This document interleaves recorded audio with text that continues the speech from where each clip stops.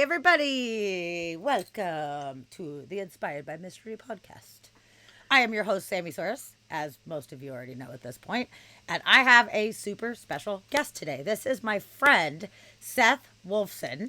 Welcome, Seth. I'm glad you were Hey, how's it here. going? How's it going? This is it's going great. I'm so glad to have you here. Seth is such a fantastically interesting individual. He has done effects makeup for the past 30 years. He's done sculpting, wax figures, so much fun stuff. And that's actually kind of partially how we met and we bonded. Initially, I was working at Luna Park Cafe Yep. and you came in You were and wearing a shirt that had the gate. I was wearing this shirt. I wore it Yeah. special for this very event right now. I was wearing the gate shirt and he was like, nice shirt. What do you know about the gate? And I'm like, oh, it's only one of my favorite fucking horror movies ever. And he's like, I'm so huge into horror. And we just started talking Yeah. and we have been friends ever since. Like, I think you came in by yourself too. So, It wasn't Adam wasn't with me? no, I think you were alone that time and we just like Maybe. got Yeah, to because I lived up chatting. the street. Yeah. Yeah. And I think then like the next time Adam came in when we were doing and he was in makeup or something. Yeah. No, Yeah. Adam, oh, fantastic human as well. But it was Yeah. so cool to meet you because at this little neighborhood diner, it's a little 50s diner and you get all different types of people in. But when you get somebody who is into the shit that you're into, it's like so much more awesome. I'm like, wow, this guy actually knows about my random 80s cheeseball horror movie shirt. That's pretty fucking awesome. So we started talking about horror movies, and you told me that you had done effects makeup for a super long time. And I think we just Yeah. became Facebook friends that day. And we've been following each other's lives ever since. It's been many years. It's super cool. Yeah. Yeah. I think yeah, because I lived up the street from the diner and used to come in there all the time. And I'm yeah. so glad. I was always so happy when you came in. Like, it was always awesome to have, Yeah. like, people that know what's up coming in. It was Right. maybe a Yeah. little distracting while I'm waiting tables. I'm like, oh, my fucking friend's here. Awesome. Which is It was probably the great. entire shift because something tells me you knew everybody. I did. You Yeah. you are correct. But some Yeah. people I enjoy talking to more than others. Like I could be Yeah. nice and chat with anybody, but people that like I have similar interests with, it's really awesome to get to meet people. It's why I love waiting tables, honestly. Like there's a lot of downsides to it, but I really enjoy meeting people such as yourself that maybe I would never have Yeah. ran into anywhere else. It's pretty freaking cool. And then not long after we started chatting, you were like, "Hey, I'm starting these escape rooms." Oh, that's right. I knew you right when we started. Mm-hmm. Wow, I've known you for a long time. It's been a long time. Got Yeah, to and be almost actually 7 years. yeah, yeah, it Yeah, was a long time. Yeah, you started telling me about the Egyptian one. So you've got yeah, multiple different themes, and you were talking to me about actually coming in and maybe doing some Egyptian art for the room, but unfortunately it right. didn't end up working out. But that was how we first kind of That's started chatting, really. right. I think that's when I went to your art gallery, met Dusty and some of your other friends. That's right. That was right. It was all around Halloween too, because we did the Mm-hmm. Halloween show. Yeah, Yep, yep. I had you come in actually to my Happy Time Apocalypse art gallery and do effects makeup on your friend Adam, right. like And our live friend, my effects friend, makeup. right, and Kurt Rao, buddy of mine, brought in some art too. He did that Frankenstein that was really cool. Absolutely. I loved it. I thought it Yeah, was so awesome having yeah. you do live art at the gallery. I thought that was so awesome. I'd love to have you do it again if you're interested. That'd If be I great. if I ever get makeup again, I've kicked the habit of doing makeup effects. Ooh, Yeah, I haven't done it since really? well, um I did some for the Evil Dead stuff. I did some application for our Evil Dead room, but yeah, it's just I don't have the time, you know. Interesting. Things switch gears. But after doing it for 30 plus years, doing all of that, it's kind of cool Yeah. that you were able to shift your focus to something else that is a Yeah. kind of newer, kind of fun thing, this escape room. Like, as Yeah. we all know, like over the past maybe like, I don't know, 8, 10 years or something like that, it's become more of a kind of cool thing is to do these escape rooms. So tell me Yeah. initially, what made you decide to go into doing skate rooms? Like, what was the motivation for you? So, um I guess that's multifaceted. I always wanted to have a business, and I was it about 2014, 2015. Uh, I ended up playing an escape room. I got a gift certificate from a charity event uh, that I was doing with a friend who, if you know the now defunct Gameporium at Uptown Espresso Del Ridge when that was still in existence. Um, there was a charity event there, and I got a gift certificate to this thing called an escape room that I had heard about, and I ended up playing it, and I'm like, wow, this is really cool, but visually it wasn't all there, and I'm like, I could do this from my background as a scenic and a makeup artist and working at Universal. I'm like, oh, I could make this look a little cooler. But it was really, I mean, I don't want to disparage the place. It was really a lot of fun, and it was one of the first.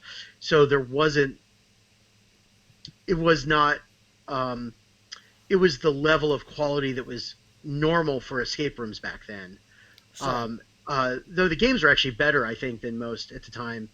Uh, so I Yeah, played you their wanted to take game. it to the next level. Like you're like, okay, I see the Yeah, base, but I want to make it better. That's awesome. yeah, yeah. So I ended up talking to a friend of mine about investing, and we put in like I don't know, it was like 16 grand. It wasn't a lot, and we were going to originally make this big sarcophagus that was portable. Uh, sorry, I see my dog in the background. Um, I love it. and we are going to make the game that we bring to people's houses, and we realized if it breaks, we're out of business. So we found a little. We just got a little office space in South Lake Union for almost no money.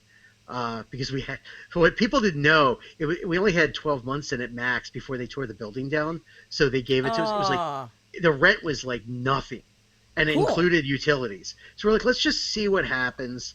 And it Yeah. did really well. And we're like, well, we got 3 months to get out, so let's move into a new space, and we did. But yeah, so That long worked out story short, awesome, actually, that you got such cheap rent just to kind of give it a try. And yeah, then you I could mean, find a space that worked better for you guys. That's pretty cool. yeah, I mean, it basically we made enough money in like 6 months to save up to move to a bigger space. But it was tough because I also had a day job, so I was working 15 to 18 hours a day during the week, and then like 12-hour What days was on the your day weekends. job? Um, I worked at a place called Pacific Research Laboratories on Vashon, also known as Sawbones, and it was a surgical simulation place. I was a mold maker and a sculptor there. We made Whoa. fake body parts and skeletons and stuff. Um, That's fucking awesome. So you did that 15 hours a day? That's pretty sweet. well, I was there 8 hours plus commute because it was on Vashon, so it was like a Mm, 10, 11 hour day, and then I would go to the escape room till about 9 or 10, and then go to sleep, get up at 5 a.m., go to the other job, and I did that. shit. I did that for 3.5 years till I I finally had to pick one. So And you uh, picked I picked the the escape escape rooms. room. Yeah, and Cool. knock on fake wood. Uh, it's worth it so far. Do you But miss making fake body parts though? Because that sounds like an awesome um, it was job. well. It's not as creative as it sounds because it's very much you have very set parameters. But I mean, I still do some work for them here and there. They're really great people over there. Um, so I'm actually working on a project with them now that's kind of born out of a mix of escape room, basically gamifying some training stuff. So we're working with them on that. And they're just, it was a lot of fun. Really nice people. I miss the people a lot, but I don't miss going to work at getting up at 5 a.m. Oh yeah, no, that's a hell of a commute. That's serious for sure. No, I mean, I did that from 2007 till 29, 2018, something like that. I don't Wow. even know. But now they contract you so you can make stuff at home and then Well, I'm give doing that other to them. projects. It's not really making fake body parts. It's some other stuff that it's just NDA stuff I can't really talk about. Plead the fifth. Okay. Okay. Pineapple. Okay. Okay. Yeah, Okay. Use the safe word. Okay. the safe word. Yeah. Okay. Natara, yes, it is a scary stories to tell in the dark blanket. It is my pretty much my favorite pandemic purchase that I got was this fucking blanket, and it's double sided. It has Harold on the other side. If you guys know Harold, he's on the other side of the blanket. So thanks for noticing that, Natara. That's awesome. But okay, so originally the idea for the escape room you were going to be doing a traveling escape room that you were bringing stuff to people's houses. You weren't even talking about having a storefront at first. No, the sarcophagus that has all these hidden compartments is on wheels. Um, and That's we were awesome. just gonna rent a U-Haul for a year and then buy a van if we needed it, But yeah, before we even got that far, we're like, oh wait a minute, if this breaks and it's you know a $20,000-$30,000 prop, we're in trouble, you You know. are right. That is So very true. And if you do the room in an actual like office space or whatever, then you have the ability to decorate the entire space to make it really feel like people are like yeah, in the fucking room. Cuz that's yeah, exactly. pretty fun Yeah, too, I you mean we know. have another one we do bring to offices and stuff. But that was pre-COVID. I don't know if I would do that right now. Uh, I don't know if I'd want Maybe to not go and now. do events. Yeah, not for a while. Um, but So what are so all the yeah, themes that you have for the different ones? Cuz I know you definitely had the Egyptian and then we we have. came in actually to do a testing for the pirate one, which was Oh, I super got a good fun. announcement for that one. Ooh, You're gonna what? okay, exclusive announcement for well first. So we have Rise of the Mad Pharaoh. That's the Egyptian antiquities theme. Where if you've ever played the Room cell phone game, phone cell game, I can't even speak. Um, it's similar to it's a big sarcophagus with hidden layers. Um, it may not it's not rhubarb for me. Uh, Rhubarb, rhubarb. that's go word. Um, uh, and then we have our Tales of the Ghostly Galleon, which is Ghost Pirate themed. And Cecil Baldwin does the intro for that now. From Welcome to Night Vale, if you've ever listened to that podcast, Oh, he's I've the heard of it. I haven't listened to it, but I have heard about it. That's yeah. So cool. he does our Ghost Pirate voice. And then we have Evil Dead 2, which is an officially licensed game. That one has been phenomenal. But what we haven't officially announced, but I can say it here, is we are converting our Ghostly Galleon to Holiday on the High Seas, which is it's the same base game. So, but the puzzles are different enough. If you've played one, it'd be still fun to play the holiday version. But Cecil Baldwin is going to be old Captain Whitebeard, aka Santa Claus. Uh, Oh, so cool. That's so fun. that's gonna be. I'm very excited. I can't wait for the press release to go out on that one because that's gonna be pretty huge in the Welcome to Night Vale world. Oh, Um, that's awesome. and then we still have our Arkham Horror game that's supposed to open up in the new year based on the board game. That's a licensed game as well. We rented a 750 square foot space just for that one game, which, for Really? context, that's almost three times the size of any of our other games.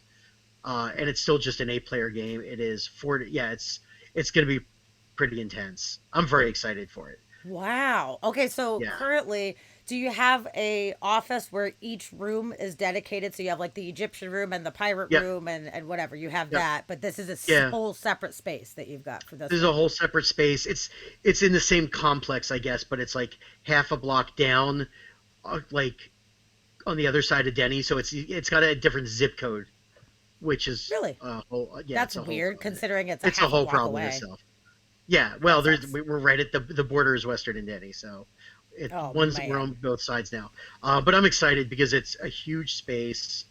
So it's gonna be probably one of the largest escape rooms, physical space, in Seattle. Um, Cool. by quite a bit actually that I know. I mean, I could be wrong on that. There could be one that's 1 million square feet. I haven't gotten a ruler out to the other ones, but I'm pretty sure it's by far bigger than most of them. That's pretty Um, big. but no, Waffle House escape room. I don't even want to go into a Waffle House, let alone to try to escape one. That's I've like what been is it? on acid in Waffle House, and it's been hard to escape sometimes. I will tell you that Uh, much. the last time I went to a Waffle House, this is a fucked up story. So this is back '94. So picture me, skinny, young, a long goatee down to about here, a mohawk, and driving Sick. through from Philly to Florida, moving. I go into a Waffle House, and the first thing the lady says is, "What the hell are you?" And I'm like, Rude. And I'm like, you know what? I don't think I'm going to eat here, and I think I want to get to another town that's a little safer. This was in like the Carolinas. I'm like, I want to get the fuck out of here. Yeah, it was not. I'm Yeah. like, it Oh was not a man, good vibe to begin with. I know the feeling. I mean, I look very, very unique.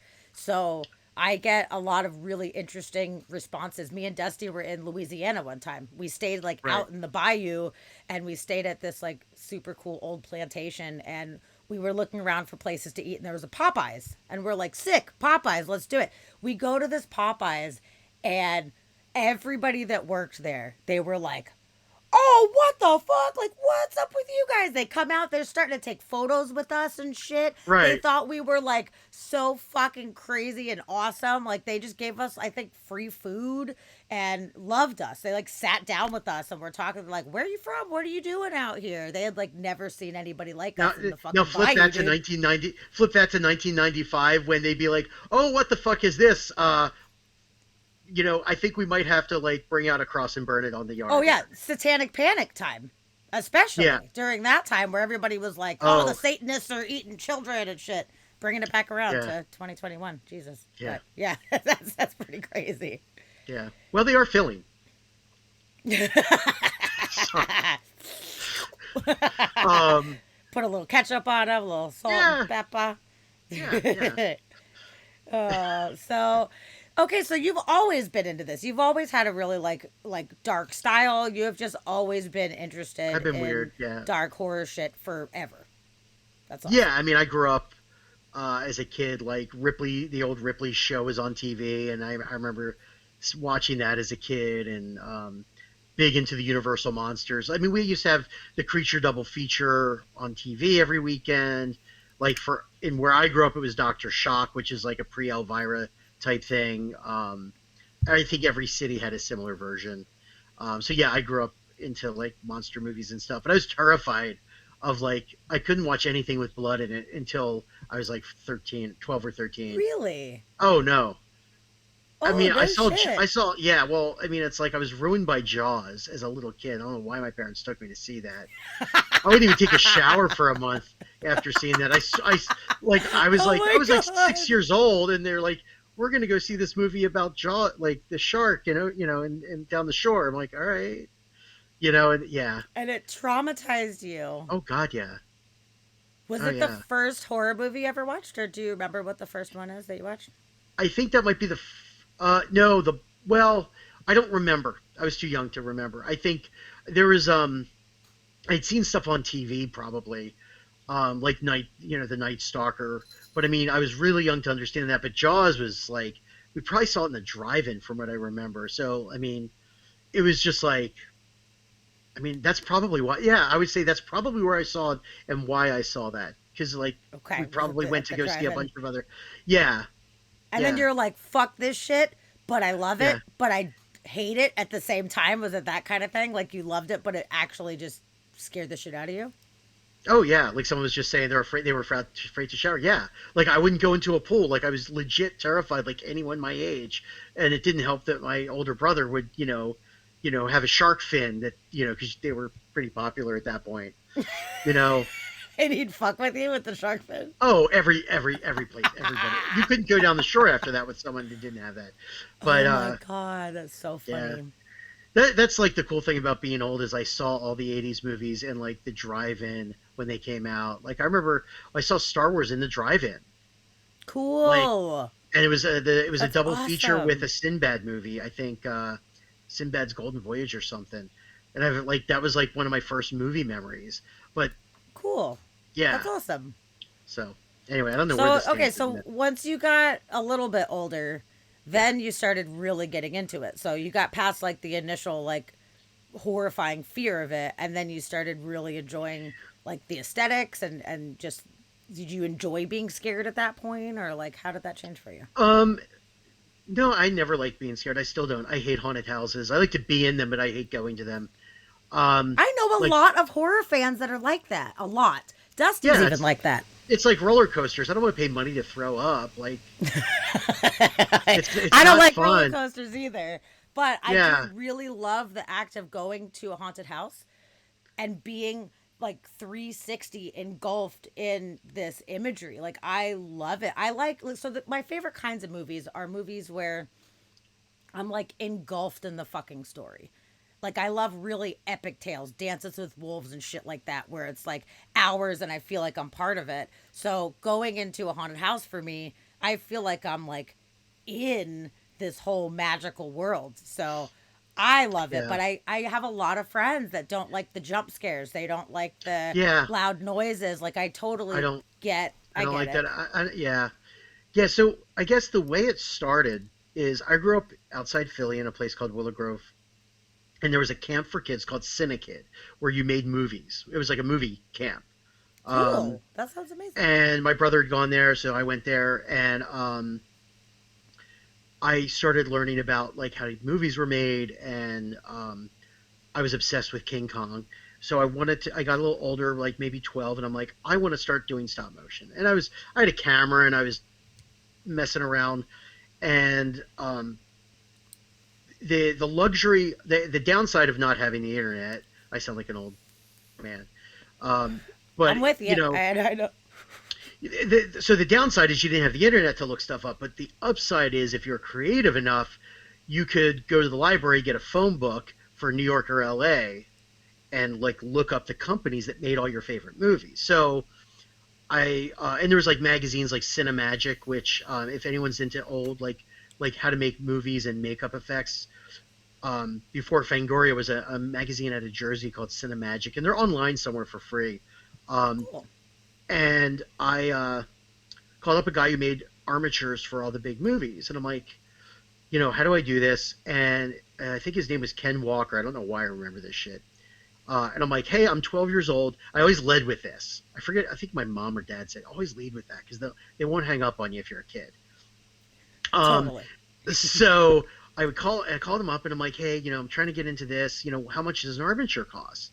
Because I can't make one. I don't have a way to do it. And he's like, well, I could sell you one at cost for like $400, because you're a kid. But he's like, you should get this book by Tom Savini and a makeup kit or course in stage makeup and a makeup kit and go from there. So that's what I did. And I got that. Then I went to the local makeup store and I was learning stuff and like trading tips with like adults as like I was 12 and 13 and 14 at these theatrical places. Like I was learning foam latex and stuff that they didn't know. At So like I was 12 just, years old, you started this shit. That's so yeah, awesome. yeah. It's Wow. actually, I think a lot of people back then, you started that young. And I would just call up anyone I could see, like who made these movies. I was calling up, all these people who eventually win Oscars. They'd be like, hey, hi, I'm 12 years old. What's a good book? And then I just like, can I send you stuff to get your opinion, in 6 months just to get some critique, whatever. And sometimes they would give you feedback. Sometimes they wouldn't. But, I did that and I apprenticed under a guy and just started working in low budget horror films. In fact, if you go on Amazon, there's a movie called Lunacidal I made with a guy named Norm Machera out of Philly, and it's very very very campy. It knows what it is. It's hilarious, um, That sounds and great. Right up it my is. alley. It's actually it's really fun, and it was shot on 16 millimeter. And then up to 35, I think. It's won some awards here and there. I mean, it finally came out like 30 years later. Uh, but Lunacidal here, I'll type it in. I don't know if that's how you spell it, but that's my guess. It's free on Amazon. Watch it, like it. Awesome. Oh, I'll And totally check it out. That sounds then amazing. I worked on a movie called Zombie Army that was shot straight to video. Um, and what was really cool about Zombie Art, well, so Lunacidal, the guy Norm, love the guy. I worked on a bunch of stuff with him when I was like 13, 14 years old. I'm still good friends with him. Uh, Greatest guy in the world. Uh, I then started working on this low budget movie called Zombie Army. That's where I met Mike DeFeo, who eventually I apprenticed under. And he went on to be Dick Smith's apprentice and all these other big people. Um, but it was shot on weekends in Penhurst Mental Asylum in Pennsylvania, which I don't know if you've ever heard of Cool. Penhurst Mental Asylum. I There, haven't, but that sounds if so you look it up, there's awesome. all these ghost shows. So, um, the cool thing about it is the movie is about the army who was asked to decommission the mental asylum because they were like hurting the patients, and they go in and there's this whole story and zombies come out. The truth is, the people who made the movie were in the army and they were asked to decommission the base and they were filming this on the weekends, unbeknownst to anyone in the military. And when they finally got caught, they got around it by putting some of this generals and their bosses at the end of the movie. So everyone was in the military in some fashion except me and like three other people. The acting's horrendous. The lighting director is was an idiot. Well, it might have been the director because they used red light on a bloody scene and it washed it out, ruined the coolest Aw. effect. Um, if you can even find it, I don't know if I have a copy somewhere. It's hard to find. Um, but we lived there for like a couple weeks, and we found certificates of sanity. There was like boxes of dentures. There was like all these Oh, that's tunnels so underneath. awesome. Did you take some of that shit since it was just sitting I there? I didn't take the dentures because even as a kid, I'm like, that's disgusting. I don't know if you should put it in somebody's mouth. I would have taken I mean, that the shit. place was bad. The place was pretty like disheveled and stuff. Um, but I somehow somewhere had a certificate of sanity, but there was a flood in my parents' basement as a kid, and I think it got ruined. Um, Ah, but bummer. like we lived there, and it was creepy, but not really that bad. But yeah, there's like tons of like documentaries of it. But I mean, Really? Well, I'll yeah, have you'll to check see. it out. Sounds cool. Um, but it, as yeah, as a yeah, it was pretty fun. But yeah, we went through all the secret tunnels and stuff underneath, and um, What? but it was creepy, but at the same time very not. You know, like everybody was kind of nervous the first day. They're like, "Oh my God!" There's this like they're worried about is there axe murderers living in there? And it was like, yeah, it Well, was very. especially you not believing in paranormal stuff Oh, personally, oh that takes no, that I did element back out. then. Oh Oh, you no. did? Oh Oh. fuck yeah. And that place is as haunted as my ass. Like it is not haunted whatsoever. Maybe your There ass is is haunted. well, there are spooky sounds and smells, but no, that I would say like yeah there yeah that was one of the first times even as somebody who was nervous like believed in everything and always was like worried about that stuff. I'm like no, it wasn't that bad. And after and there was like nobody like even was even remotely creepy. Like it was creepy, but yeah, when I see like because I've seen some ghost shows in there, and the thing is they're saying about like how it was decommissioned, and it's a lot of it's bullshit because I was with the people who were they were actively decommissioning it as we were there filming the movies on the weekends. It's pretty Okay. funny. Okay. Um, but it was fun. It was fun. So yeah. Anyway, what was where am I? What were we saying? So I don't know. that's how I got Hearing into about all makeup your effects.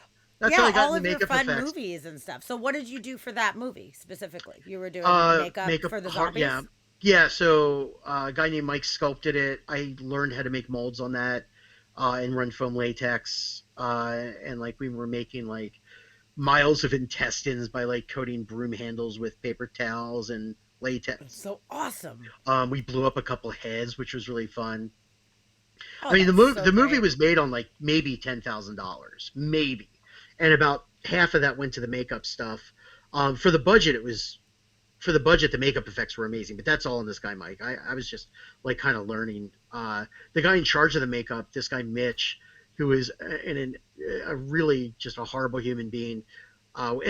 We halfway through the movie, we're like, yeah, you got to fire him, or we're leaving because he was just a Really? yeah, he was a creep.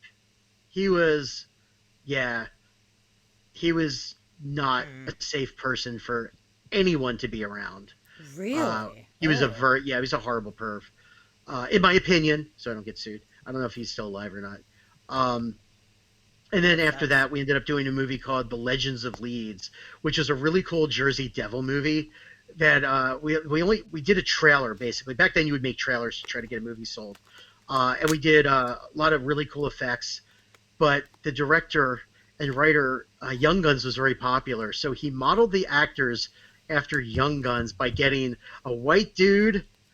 Uh, I think it was a Spanish dude that he made. They wanted to. They told him to dress like an American Indian. It was like the guy is like there's like the white dude is like an Emilio Estevez sort of looking guy. Uh, again, it was like horrible acting, except like one or two people were pretty good. The effects were great. Director was a really nice guy. It was a lot of fun, but you know, it Not was so good. no, The I mean, because nobody casting knew what they not were good. doing in a sense. Like we're like people were getting pneumonia filming out in the Pine Barrens, and Oh you shit. know, yeah, we were like, yeah, I was like, at one point, I'm running around in underwear dressed as the Jersey Devil, like as a stage of him because he pops out of as a baby, grows to my height, and then becomes the monster all in like 10 seconds.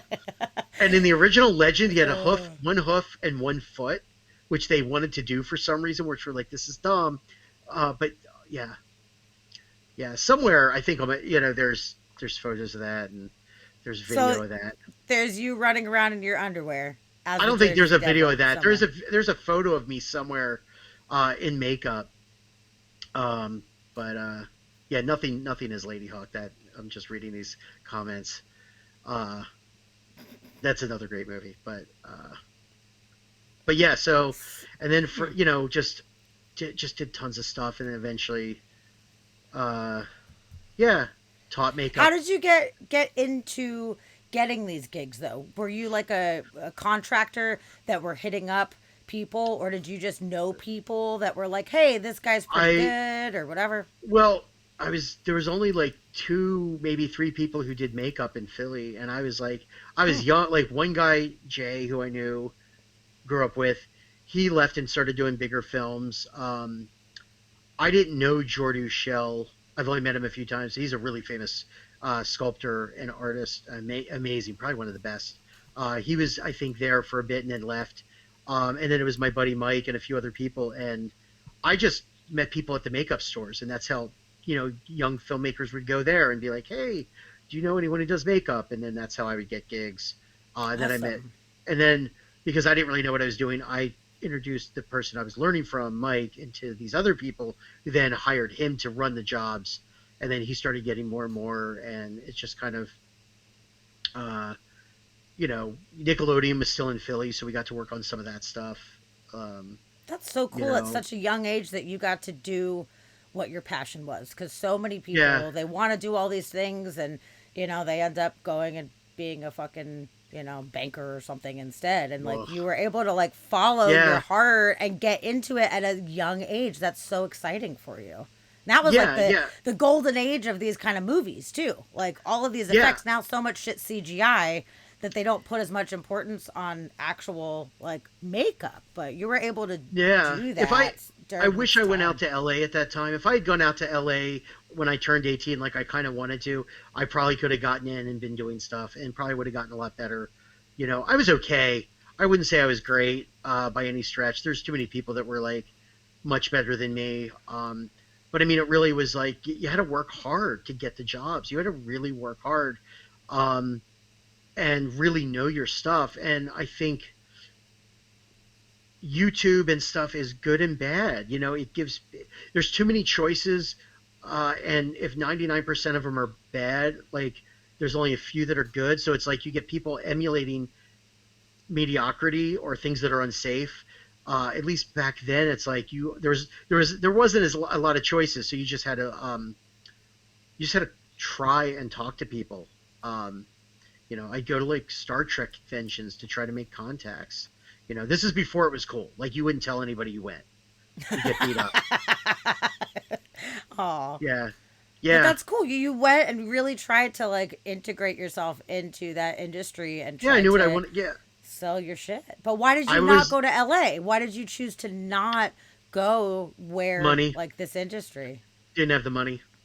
Well, Oh in New York, man. and my friend was in New York, so I got to go. And that was helpful. And then I started teaching at the Art Institute of Philadelphia. I created their makeup effects program, which I mean, I was Cool. not. I shouldn't have done it. I mean, I was 21.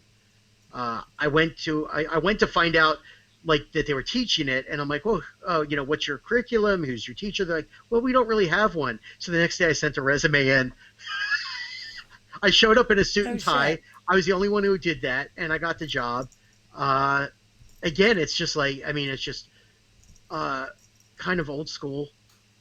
You just like, I knew like if I wanted to get my resume read, I'd FedEx it, which wasn't cheap, but it was the only way I know that if I did it, I could get who I want to read it. That kind of stuff. And there was a lot of tricks you could do back then. Now there's too many firewalls up, you know, because everybody, email now with the internet, everybody can like these poor people are getting like thousands of emails a month, from fans. Back then, they might get 20 letters, if that, you know. Um, Well, yeah, there was so minimal people in that industry at the time, but now, like you said, with YouTube and all that, everybody's learning. yeah, People think that they're all, all the best, so it's oversaturated now. So I think that really helped yeah, you out being one of the few yeah. people that was Oh, really definitely into back that. then. But I mean, now the people are so much better than I ever was. Like there's so much more out there to learn and stuff. But yeah, so I ended up going to Florida thinking there was going to be a lot of film work down there because a friend moved down there. No, there wasn't. There still isn't a lot of film work in Florida, and that's how I got into like Ripley's and Universal and stuff and all that junk. So Which that is awesome for you being able to work at Universal Studios on some of these like huge rides. That is a yeah, that was fun. huge accomplishment. So tell us stories. Tell us what you worked on in Universal, and feel free to show some photos if you want to. If you have any references or anything Let me that you want to let me see how to share, because let me figure out how to do I this. Hold mean, on. I went to Universal when I was a kid so many times. I used to live in Florida. Yeah. I grew up in South Florida, so Oh, like that's right. That's right. that's where we would go. We didn't really go on big vacations. We went to Disney and Universal, and I Yeah. fucking loved it. I thought it was the coolest thing. Like, I enjoyed Disney, the Magic Kingdom, but I really loved Universal because there was so much cool movie magic stuff. I remember going to the Alfred Hitchcock show where they show you how they do the thunder and all of Sure. these effects. I thought it was so fucking cool as a young person. So Yeah, that's hold on. Let pretty me let me special. figure out. Let me figure out how to screen share. Hold on. I Okay. lost. Hold on. I'm an old man. I don't know. I don't understand all this technology. I am trying. I'm not good at it either, so All right, don't hold on. don't Let you me. worry. So I started off at Ripley's basically. Well, here, hold on. Let me stop sharing for a second. Let me shoot. What am I doing? There we go.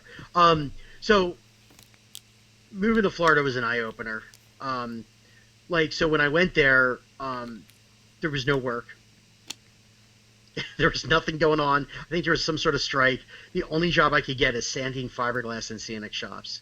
So I spent an Oh, entire year in the Florida sun and rain and humidity with duct tape around your fingertips so you don't sand them off. And every week or two, I would call up Ripley's and see if they had an opening yet because I wanted to work doing wax figures. And, hell yeah. uh, so this is like some of the stuff I did back then. Can you see this? Mm-hmm. Oh, okay. Yep. So this is actually a wax figure with a rubber snake. Um, Wow. Wow. well, I You did the body created that cast. entire thing?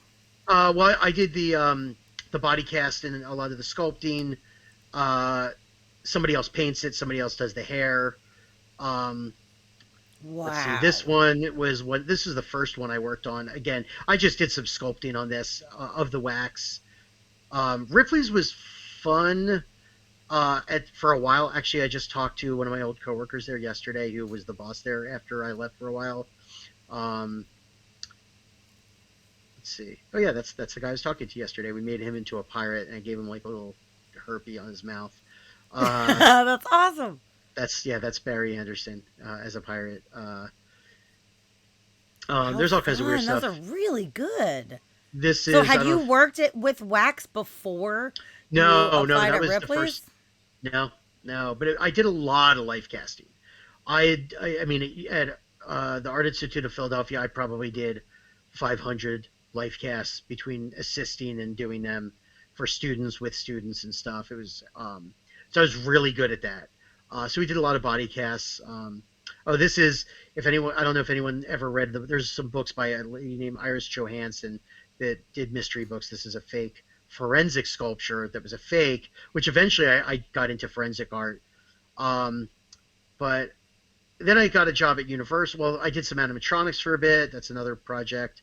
And let's see. Were you doing the actual like electrical work for the No, animatronics, or you were just doing this? just the Okay, so someone skins. else does the like the insides, and then you do the Yeah. outsides. Yeah, then when at Universal, basically our job was to go through the park in the middle of the night and repaint stuff. So like I just repaired this and repainted it. This was from the Hercules and Xena show. Let's see what else is there. I painted and did some of the skins for ET, but again, we were just doing repairs. We didn't do a lot of creation. Like these are just different things, examples of things I worked on. That's Like cool. if You you, got to fix up ET. It's ET. yeah, yeah. There's That's like so if you cool. hover over it, explains kind of what I did exactly. I became like in charge of King Kong. That was a lot of fun. That is So awesome. I That's was a in charge fun of ride. it was here, let me stop screen I mean, sharing. you were in charge of King Kong. How many people can say that? Not to that many Uh people, there was just, probably. yeah, just me and my old boss Rich. Uh he was glad to get rid of it because it's like filled with hydraulic fluid and fiberglass dust. So when I got hired to Universal, first I started out doing makeup effects in their Halloween Horror Nights. Um Cool. and I got to work with some great people. In fact, one of the guys I work with, I think, is up. Maybe he might have just won an Emmy for. I think he might have for WandaVision. This guy Jonah was a great artist. I mean, really nice. I mean, I work. All the people I worked with at Universal in their makeup department were just great people, and I learned so much. And they're still around doing stuff all over the world. Um, but then I applied, got in the figure finish, which our job was to. We worked 10 o'clock at night till 8 in the morning. Our job was to make the fix things before the park opened. Okay. So the first thing I was asked to do, my first week there was I had to learn King Kong. I did it once, which the first time I did it, it took me, I don't know, like 4 hours to unzip everything because it's all airbags and zippers for. Um, and the thing is huge, and you're up in a high reach. I had to learn how to drive that.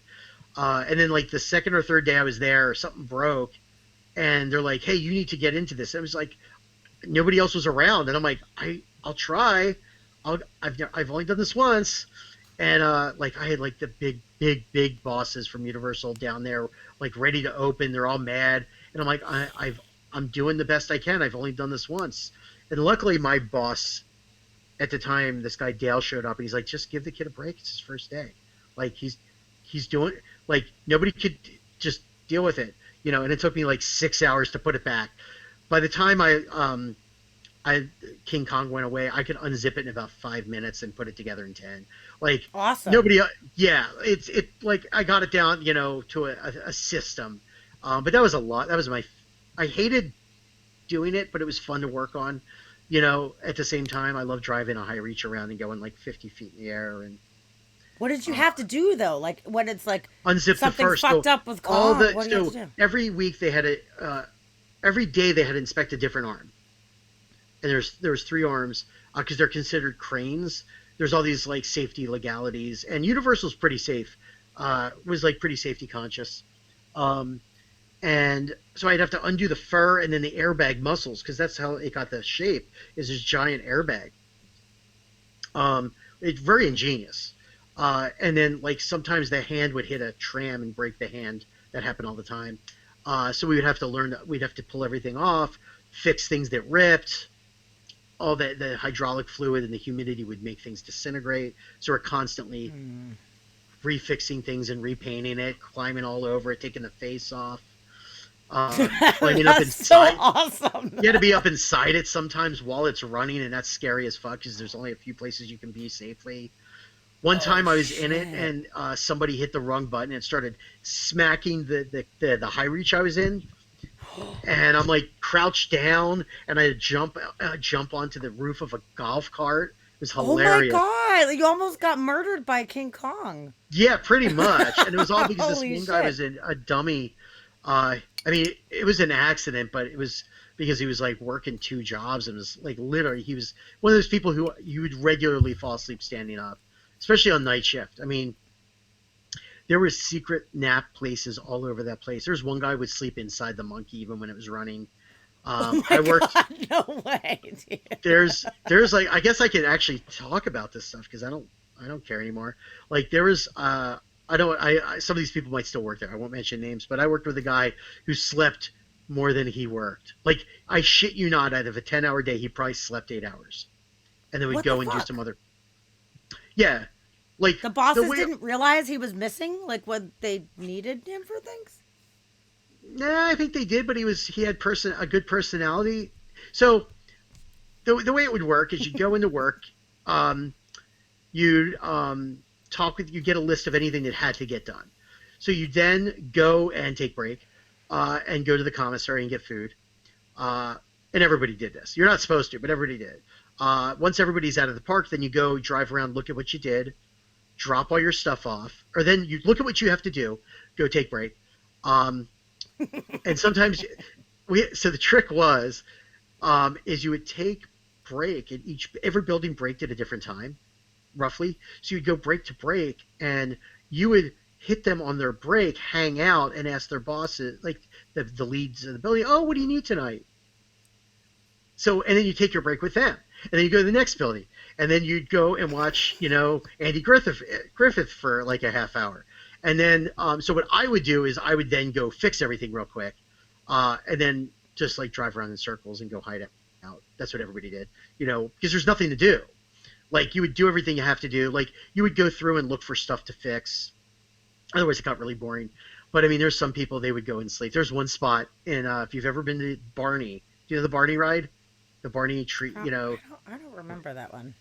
there was a tree house, but under there was these windows with lights. But one of them, the windows didn't have a light, and you could actually unscrew it, pull it off, and there's a little just an empty space there, and that's where this one guy would sleep. And he would pull the thing shut. But one time somebody thought it was supposed to have a light, and they sent maintenance down there. And there's all these bosses there.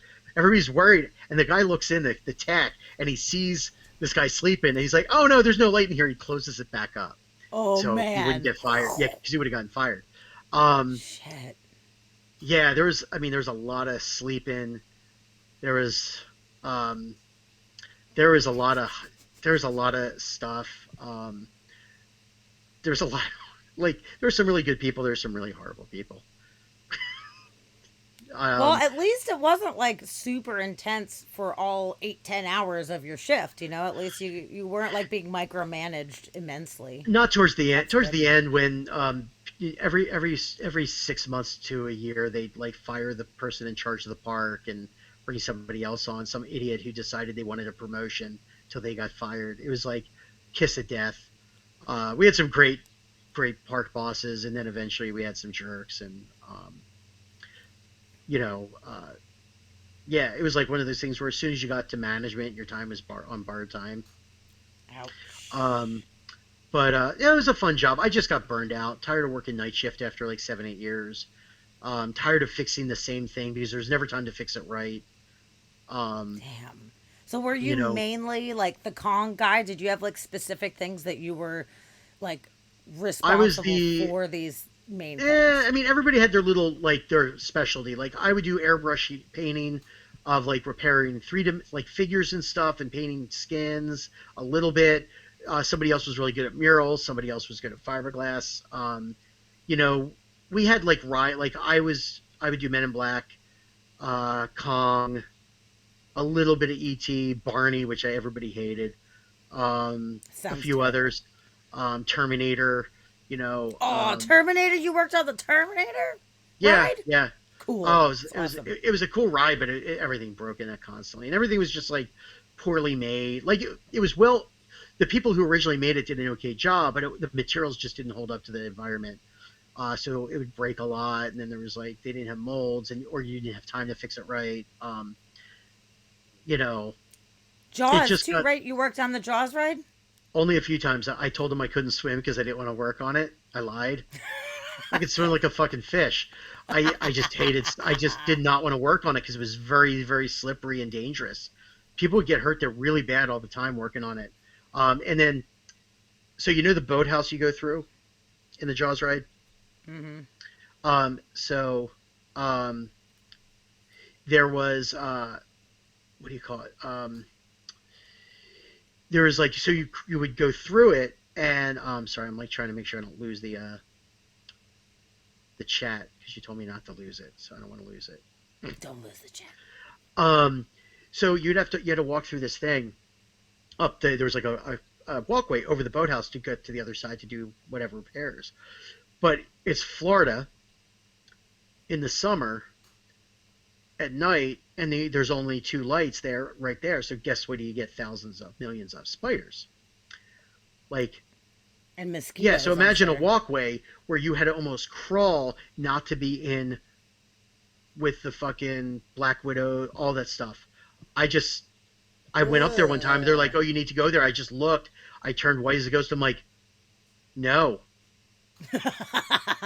You I'm don't not pay going me to do enough for it. this shit. I am not going to do it. I am not going to go. There's too many spiders. Get an exterminator. Won't do it." And yeah, there's a I few feel times you where on that. there's some safety things. I'm like, "Nope, not going to do it." Same with like Jurassic Park. I hated working anything with water. I just like, oh, I can't swim because there was always slippery, dangerous. People would get hurt all the time. Though the Triceratops paddock, we worked that a lot. Those were cool as hell. They were like Oh $8 million, man. $4 million uh, Triceratops robots. I don't know if you had ever seen that one. They Cool. pooped and peed, and it was just like a zoo exhibit of these animatronics. Yeah, Whoa, that sounds yeah, amazing.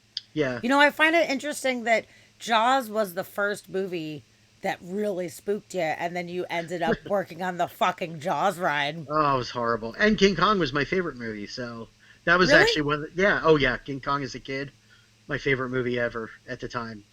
I don't know if Oh it's my favorite now, man. but it was still well. That's the reason I got into everything was that and Frankenstein. So, Really? So you were oh yeah, living the fucking dream, even though there was like oh yeah, downsides to the job. You were still like working with your favorite stuff, and yeah, that's so oh yeah. special. I mean, it's was one of the things where I'm like, okay, this is what I want to do. I was like 10 years old, 11, whatever. I'm like, okay, this is what I'm gonna do. Now I got to do it, and I just started like I was a weird obsessive kid on this stuff. I'd get Fangoria magazine, and um, I'd watch a movie. I'd then go and get all my makeup effects catalogs out, and I'd try to figure out if I was going to do these effects, what would I need to do, and how would I do it? And I just would fill notebooks up with this stuff. Um, That's so like the reboot cool. of King Kong. No, I thought it was absolutely horrible. The Peter Jackson one, someone just read. I hated that. I thought it was so crappy. But I like King Kong Skull Island. I thought that was phenomenal. So sorry, I'm just Natara was asking a question. Oh yeah, no, please, please I'm trying to interact with the multitask. chat. I'm trying to multitask. You're doing a Uh, good job oh, multitasking. thank you. Now I'm gonna start talking funny. And Natara says, so the Jaws shark could actually kill you. That's true. Yes, Just yes. on the There was this kid I worked with. I right. think his name was Kenny. Fell and like broke his tibia. Another guy fell down a pit and Oh, almost got killed. ET almost no killed me. shit. I was working at ET and I didn't realize there was a hole that somebody had covered up with a black cloth, and my foot went down. I started to fall back over like some sharp rebar, and if my ankle hadn't have got fucked up and caught me, I would have fallen and gotten killed. Oh my god. Yeah, broke my thumb. Yeah, I hurt myself at Universal a couple times, but that was Oof. That is broke my broke rough. my thumb, Hey, hit I my love head a Uncle couple Scar. times. Welcome.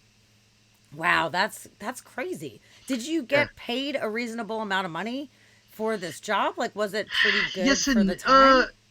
uh let me think. Yeah, it wasn't bad for the time. I mean, Ripley's paid crap. Um, like I don't remember what minimum wage was, but I think they started people at like $10 an hour, which it sounds good for back then, but at the same time, it really wasn't. When like, I mean, it just wasn't that good of money. Uh, and then when I went to Universal, I think they started people at like $14 an hour, which wasn't bad. Like and by the time I left, I think I was making like $18 an hour. But then I knew people who I think just now are still like barely making a little bit more. They started like you Damn. started getting 10 cent a year raises after a while. Oh. Well, Uh, back what years was this? What years did you work there? You said I worked at Ripley's in 2004 to or 2005 or 2004 for like a year. I worked at Universal 2006 or 7 to 2004. So okay. yeah, um, I'm horrible with dates. Well, I mean, Um, back in the day, the minimum wage was so bad, so that's like reasonable pay, but for it your skill set and for the now, risk of the job, like, damn. yeah, I mean, it was okay. I mean, but car insurance down there is really expensive. It was probably like maybe it was because of my age, but it was like $250 a month. My car insurance was Holy more than my shit. car payment. Really? Well, there's I a bunch think of old ass people that drive like shit in Florida, so there's more yeah. accidents out there. Well, That's a excuse me. lot, though, for I think that again time. I Jesus could be Christ. misremembering it too because I'm old. So but it was just yeah I think it was something expensive, and like but yeah I remember I got laid off from Ripley's the day I bought a car. Oh no. Yeah, yeah. What? I lived off like a gas station credit card for like 6 months. It's the only place Shit. credit card I had, so I'd go buy breakfast, lunch, and dinner at a gas station. It was fucking horrible. Dang. Rolling change to get gas to go get a job. Because you couldn't. There's no public Shit. transportation in Orlando at that time. That You know, sucks. nobody. Nobody rode a bike in Orlando unless they had a DUI. When I moved here, I'm like, wow, there's a lot of people with DUIs here. And I'm like, oh, wait a minute. They ride their bikes for fun. This isn't like 110-degree weather. God, So it's Florida's like, so fucking hot, man. Like, oh, I that hated is it. the I could not worst. Me wait to too. get the fuck out of there. Did you I, regret doing Florida versus California? oh yeah, Where, yeah, yeah, like, could have done yeah, a for a little lot of better. reasons, but nothing I could do about it. I don't know if I was cut out. Well, I think I would have been okay because by now I probably just, you know, I think by now I probably my skill set would have been better, but I don't know if I was cut out for LA. Maybe back then I think my skill set was fine, but like comparatively nowadays, people are just much better sculptors and mold makers. I'm a sloppy artist, and you can't beat work in their shops. And the other thing is, Okay. out in LA, at least at the time, you would just be the guy who mixes the plaster for the guy who makes the molds. Like you didn't do everything. There was very few Okay. people. Like so, that was the other thing. At least in Orlando, I could do a little bit of everything. So while I was working at either of these places, I of course had another job because, God forbid, didn't work too much. And I worked at a place called Stage Door Studios, which is a makeup supplier uh, for my Oh, cool. friend So you got a Thea. discount on your shit, which is good. Exactly. And she had a little garage that I could work for in anytime I want. And she was basically give me stuff all the time. So I would leave Universal at 8 a.m., go there till like 1 or 2 when she got there. And I'd go home and sleep and go to work again. Um, but I would get work through there doing makeup effects. And then through Ripley's, I met my friend Amy, who introduced me to the Central Florida Film and Video Festival. That's how I eventually met Ben Rock, who he became the art director for Blair Witch Project. He Mm. directed Alien Raiders. He writes and directs tons of stuff. He's a great filmmaker, really good buddy. Uh, and that's through him I met the guys who did Blair Witch and did some work for them for some projects. And yeah, so Did and you then end he up moved doing in. any like set design or like background stuff for any movies based on all the people that you met, like all of your connections? No, I mean I would like help like I'd be the assistant to the assistant. Like my buddy worked on I think I helped him with molds for like Driving Miss Daisy. Like he was taking stuff home to do work, and he'd be like, "Hey, do you want to come over and I'll pay you to help me?" Which is great. I was getting paid to Yeah. be to apprentice. Like nobody does that. They still don't. And he was the most generous person I've ever met with that stuff. That's so great. And so I got to work on stuff like that. I think he did some work on Dick Tracy, so I might have helped him with that. We did some stuff for Nintendo commercials. We made like stop motion Yoshi. Oh, Um, cool. some stuff for sci-fi. Like I got to do a lot of little things, but nothing huge. I think in the grand scheme of things, you know. But I mean, I got to do a lot of stuff, and then eventually got the hell out of Florida. That's fun that you got to do a lot of different little things, though, rather than having to invest everything into one project. It's kind of neat that you got to spread yourself out and do lots Yeah, of different yeah, things. Variety is the spice of life, they say. yeah. I have a lot of useless skills that eventually make up some interesting skills. Like I did a lot of weird jobs. I've had a lot of. I mean, the King Kong we used to call stripping the monkey. That was the name of the. That was my job title. I had to Monkey go strip the. stripper. Yeah, I had to go strip the monkey. Um, I freelanced at a place in Florida. I forget what it's called. I think it was called Metters Industry. They're still around. Medical simulation company. They got hired by a vet, and they needed to make fake dogs to practice intubation on by putting an air tube down an airway. So we they found a vet who was had to do a procedure on their dog. So they were sedating him. We made a life cast of a live dog while it was under sedation, and that was a really cool job. So that on my What? resume, yeah.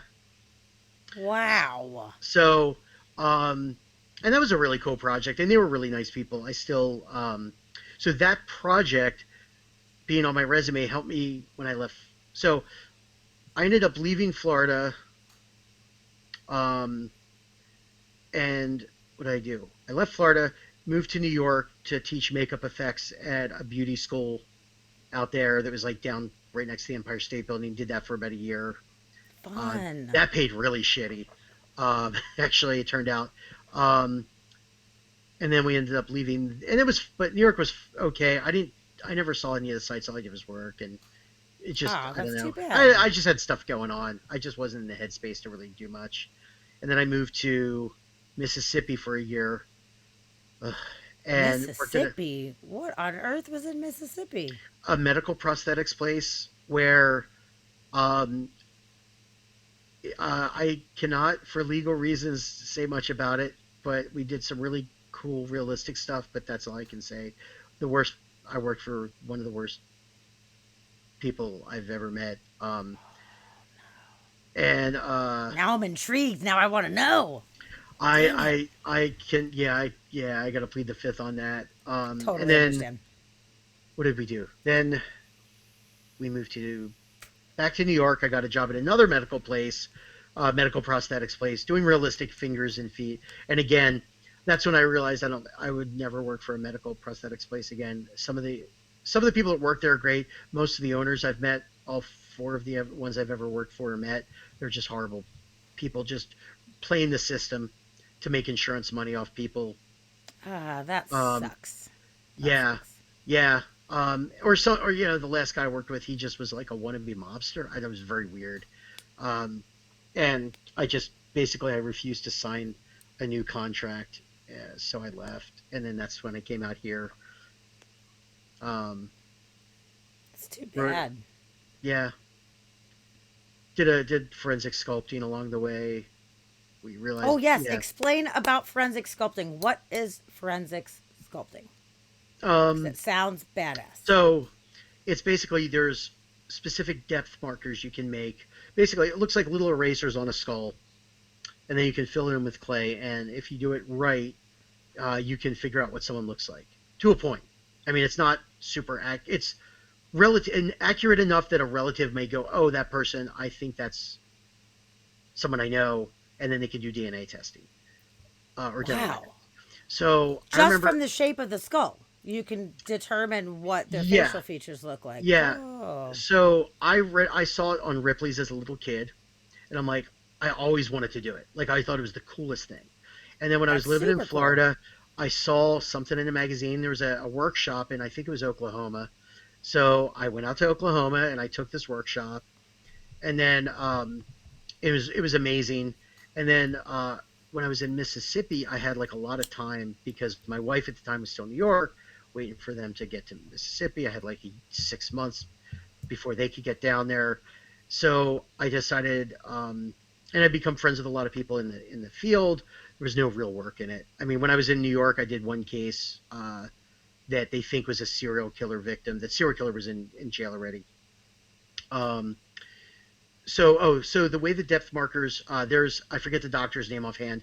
There's somebody basically they took dozens of measurements and they came up with a chart for African American, Caucasian, and South American and Asian. So that's how they get the depth markers.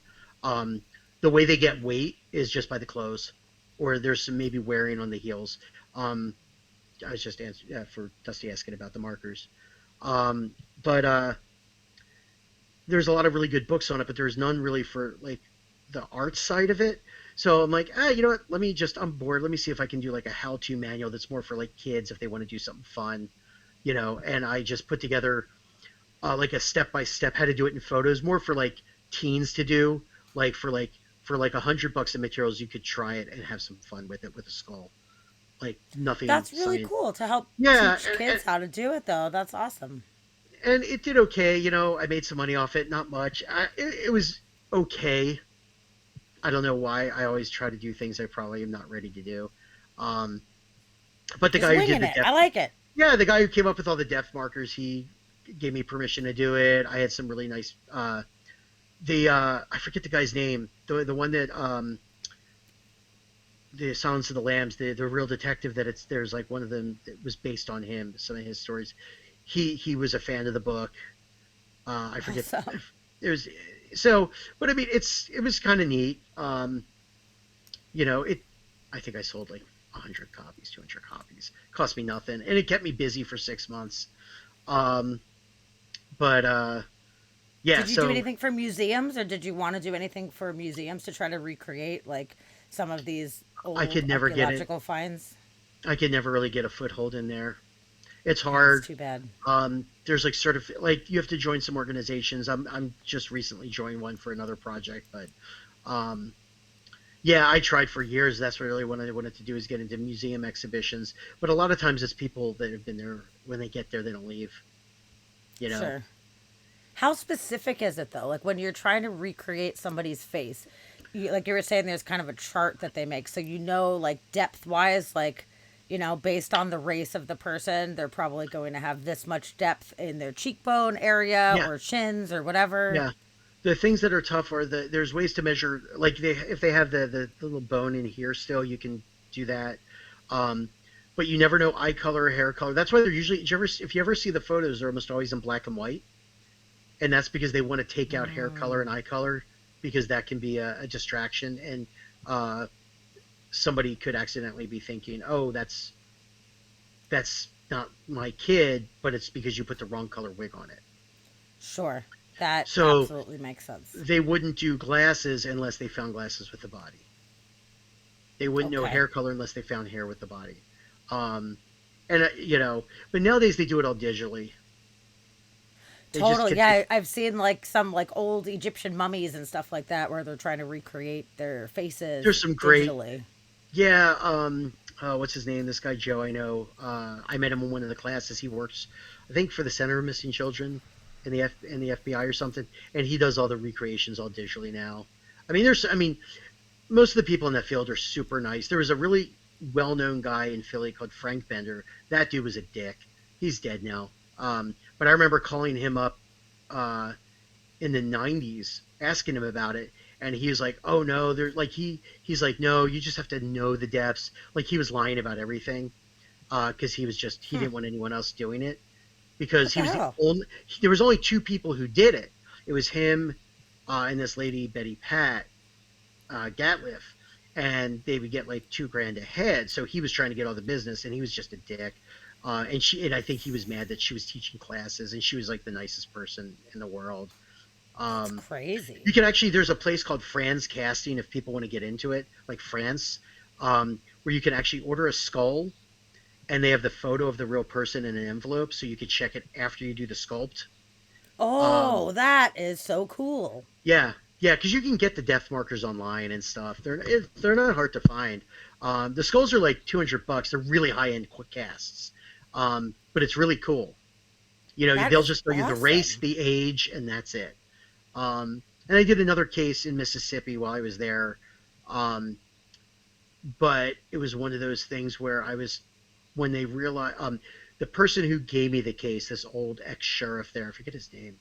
Um, he basically said that once we figured it out, he couldn't get anyone to do any press because racism. So What do you yeah, mean? because the victim was African American and it was a drug related crime potentially. So nobody really cared enough to try to find out who the person was, except him, and nobody really wanted to do it. Yeah, it was so, Wow. and that's when I said I'm done. I'm just like, yeah, I don't want to do this anymore. I just was like, I'm Yeah. like, So I didn't but really realize that in the forensic world that if they find a body and find a skull, that they would have it recreated and show it to family members that are missing their people to try to have them well, it identify would them. only be if they can identify it through DNA or dental records. Like it's a cold case technique or a last ditch effort. You know, there's no point in doing it if they can do DNA now or dental records or have It's other true. clues. Has it ever Um, worked? Do you know oh of yeah. times like that you have Oh, worked on something specifically where it's me. No. solved the Well, I case? think the first case I did, I think we kind of figured out who it was, but um, there was like a huge press conference that was really terrifying. It was like everyone was there because it was a big case in Jersey that they found this. It was a slow news day.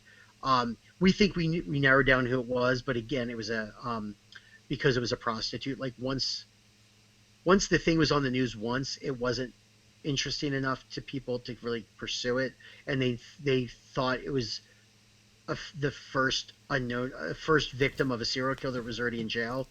That they think it was his real first kill, but Oh, they could never publish that or talk because there was no proof of it.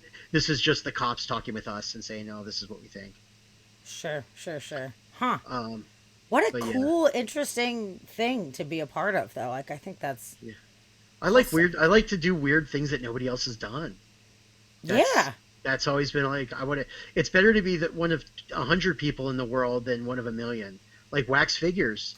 I mean, at the time, there's probably maybe 200-300 people on the planet that knew how to make them.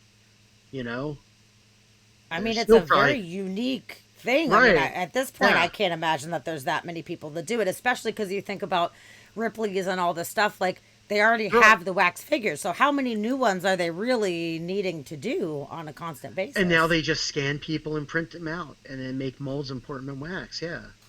Half the wax figures at Really? Ripley's are plastic, actually. Anyway, that's all their story, but it just Oh, made more really? sense.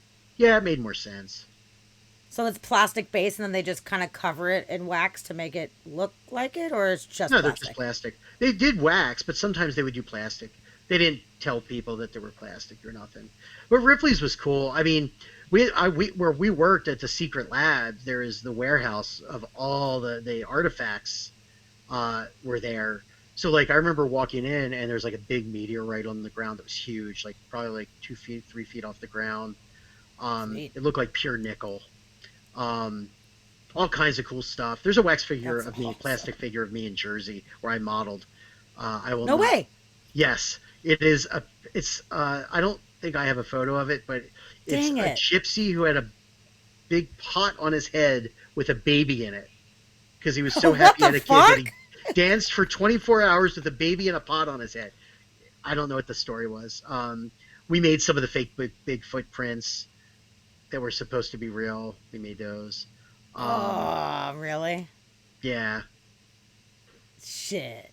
yeah. Well, I And mean, they sold it as this is a legitimate thing, and it was totally you guys well, just they would making it. say believe it or not. They were always very careful of not saying it was absolutely true if it wasn't by saying believe it or not.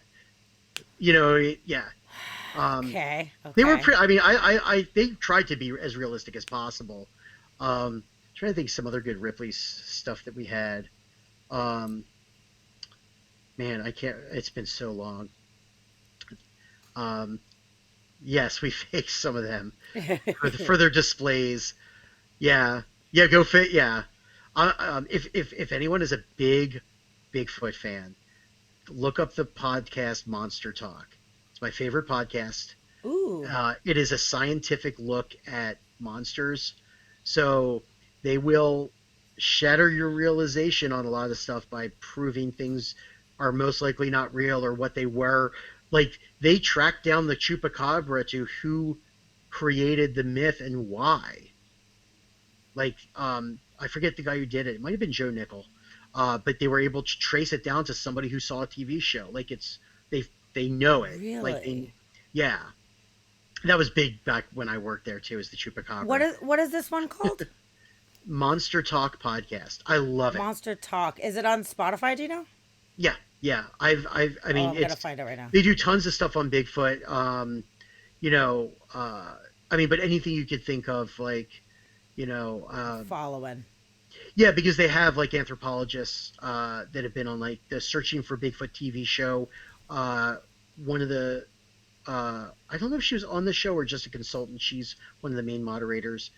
Um, and then yeah, like it's pretty interesting because they will have people on all sides of everything, but they're pretty respectful.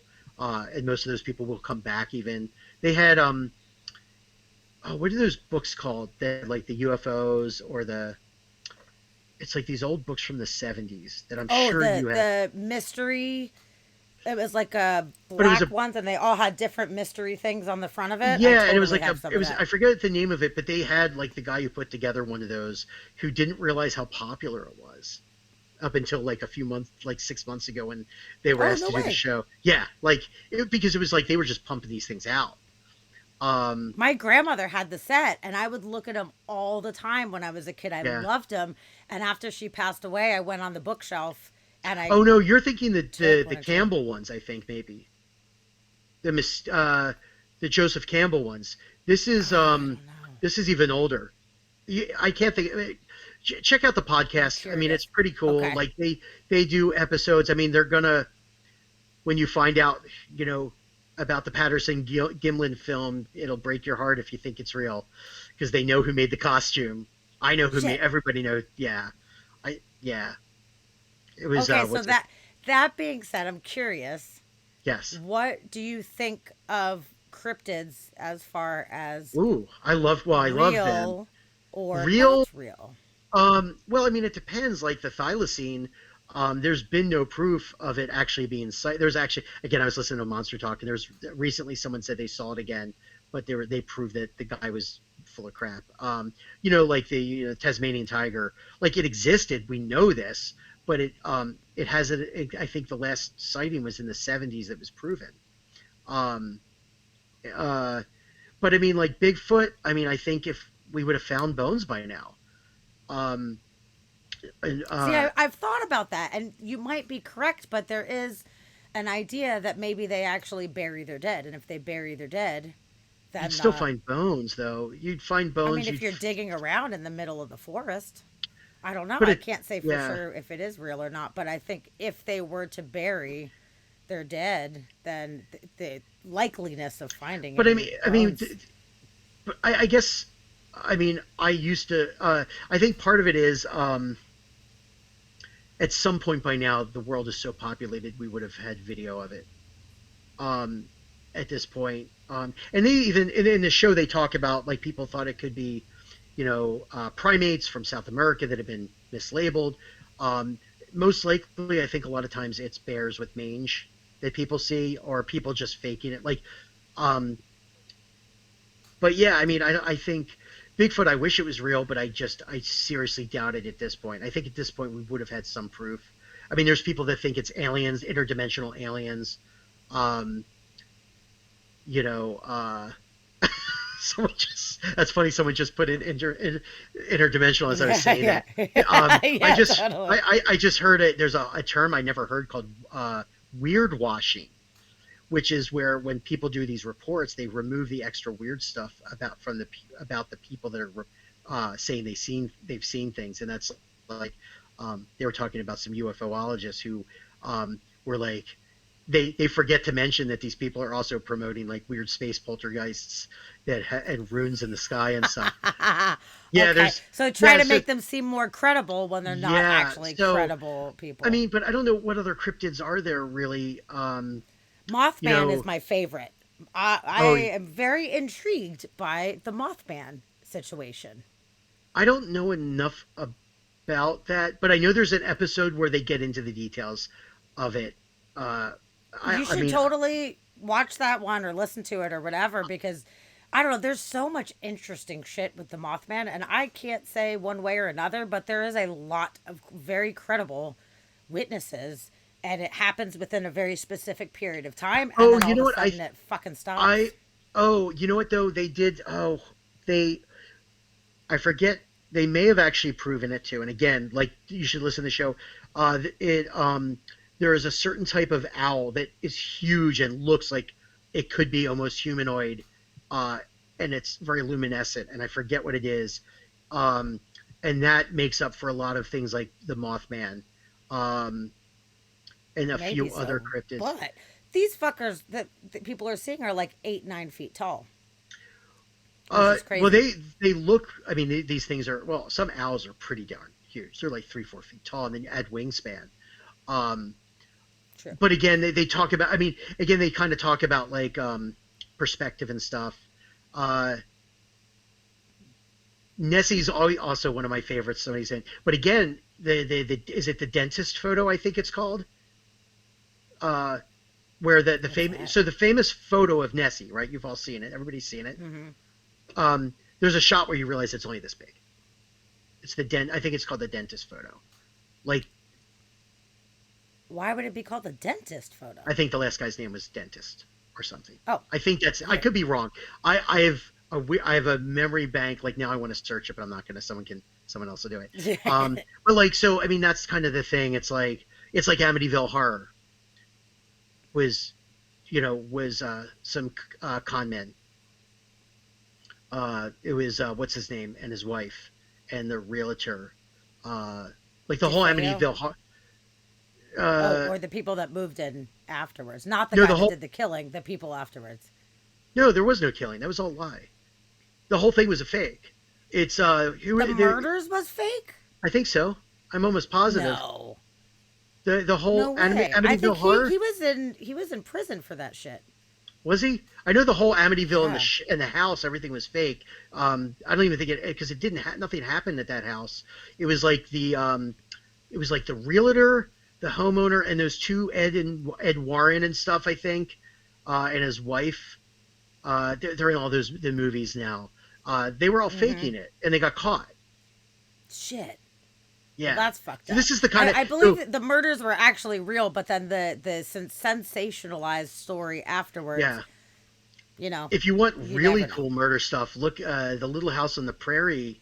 Uh, the woman who wrote that stuff, her dad was one of the people who hunted down and potentially killed. Oh God, the, there was the house in the middle of back then where people would stay and then die, get murdered. Forget the name of it. Oh my God, yes. It's a very Um, famous act- Actually, Roxy, Gun Show Roxy, who is in our chat right now, that is her surgeon photo. ancestors. God damn it, dentist surgeon. I was close. No, but that's literally Roxy's ancestors. We talked about it on a previous show. Okay, so you know about So, the lady so from that's Little pretty House on the great. Prairie. Her dad, I think, was maybe Yeah, the preacher in it, but yeah, there's the surgeons, Benders, dentists. the Benders. Yeah, You're the thinking Bloody of. Benders. Yeah. So Yep. that would have been an episode of Little House on the Prairie I would have watched.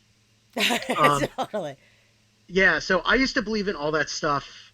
I got to see the Book of Law, the original copy, because that was in Ripley's safe. I was very excited. I love Aleister Crowley. Um, but he was a prankster. I don't think he believed in anything at first. I think maybe he went a little nuts, but He Aleister, was, yeah, he went down some rabbit holes, man. he I was a don't know. The showman guy though. went a little kooky, dude. Oh no, he did eventually, but he was. I don't know if he ever believed in any of it. I think he was a showman. I think he did a lot of stuff to cause trouble and watch it happen. Um, That's but very possible. yeah, I used to believe in all of this stuff until I went to a naturopath and they told me to stick a catheter in my nose, and then that's when I got into skepticism. Long story, But but how does that relate directly to believing or not believing in paranormal so things? okay, Because that's weird. Catheter so in the nose. That's weird. I'd be skeptical of that too. Well, so it's a very weird chain of events. So I had some severe allergy issues, like very bad. I'm not going to get into the gross details. And I went to 20 different. I went to allergists. I went to every fucking doctor you could imagine in Seattle. And eventually, someone's like, "Try this naturopath." They're down on Vashon. I work down the street. I go, and some things didn't make sense. I had never been to a naturopath, and they're like, "Oh, try this. You got to go to the Pharmaceutica Natura." And I'm like, "Can I just use my insurance?" And they're like, "Oh, no, no, these are special." I'm like, "All right, okay." And then she tells me, and nothing's working, and this shit's expensive, and it's all like, I forget what it. Oh, jeez, I can't think. Homeopathic stuff, and I don't know what this stuff is at the time. I do now. Um, and At one point, she's like, "We should try NCR," and I looked that up on the interwebs because she didn't know much about it. Um, and I looked up NCR, and according to the website, um, it's this guy invented it. He teaches it at a Bastyr for like $2,000. Anybody can get certified in it, and they stick a catheter in your nose and break your septum. As I look this up, and it can cure autism, cancer, phobias. It cured. The list was crazy long, and I'm like, something's off on this. And then I saw another article on a website called what'stheharm.net, and it was explaining what it is and that people have died and that it's just bullshit and dangerous. A guy made it up, Yeah, who's that's not even a crazy. doctor. And that led me to another article on homeopathic stuff, and I'm like, wow, I just spent $500 that I couldn't afford on sugar pills. Um, and then I started looking at skeptical podcasts, and that's how I started getting into Monster Talk and all these others.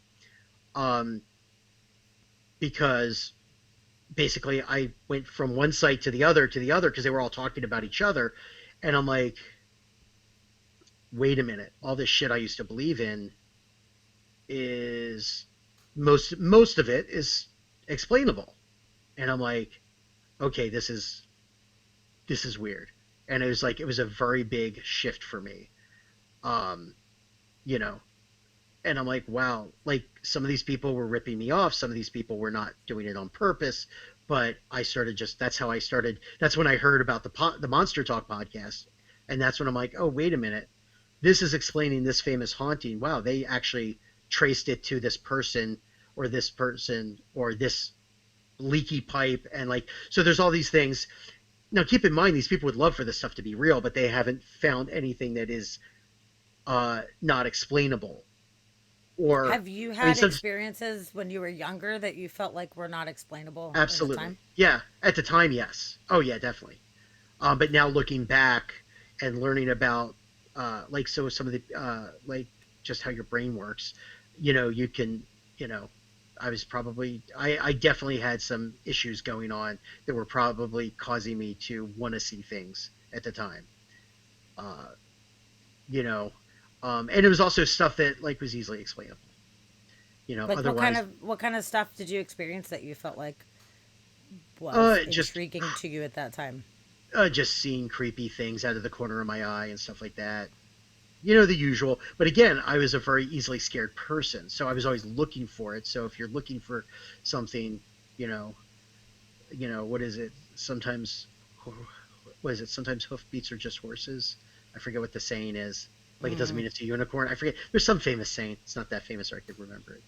Um, but and then Oh, that's you when I felt got like you real. were a little more like jump to conclusions at that time? Like maybe if something Yeah, I mean, I went didn't bump in the understand. night, you were I like, didn't definitely a understand. ghost. I didn't understand Occam's razor. The usually the easiest explanation is usually the correct one. It's like you know what sometimes it is just your brain thinking stuff. Sometimes it is natural gas creating these luminescent things. Sometimes it's not.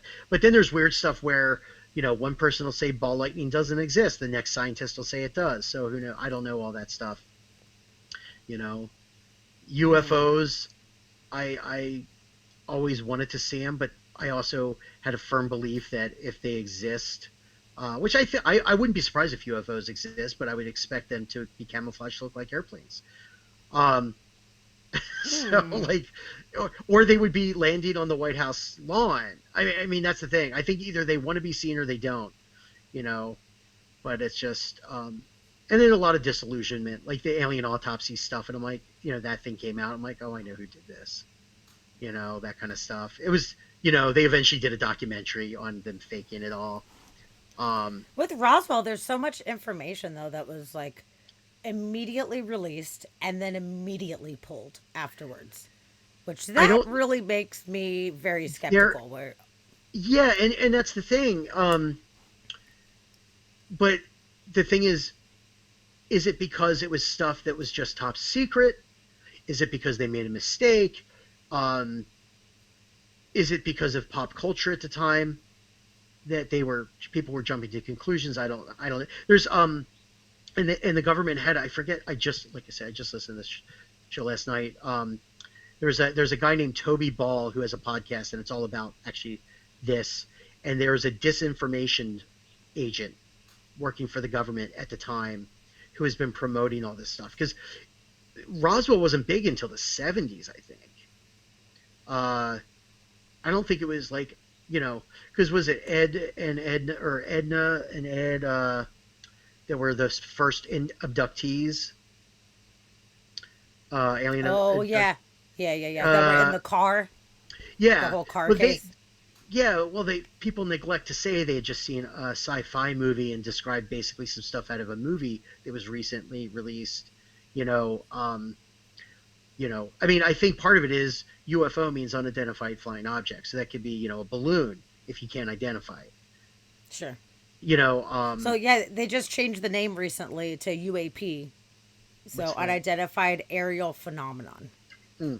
because they're trying to get away now from the whole stigma of just like flying saucers. UFO has been kind of made to sound more kooky, which I personally believe that a lot of the disinformation agents were out there to make it sound silly, to discredit the shit that was actually going on that they couldn't But were they explain or didn't want discrediting released. just top secret projects, or that there was really aliens? That's the thing. And I don't think anyone's going to ever know, which I is think that surprised. there was legitimately stuff that happened. I think that Roswell a legitimate situation. I really truly do, and I I don't, think that I'm it torn on came that one. out, and they didn't want to admit that there was something that we as Americans couldn't control or couldn't explain.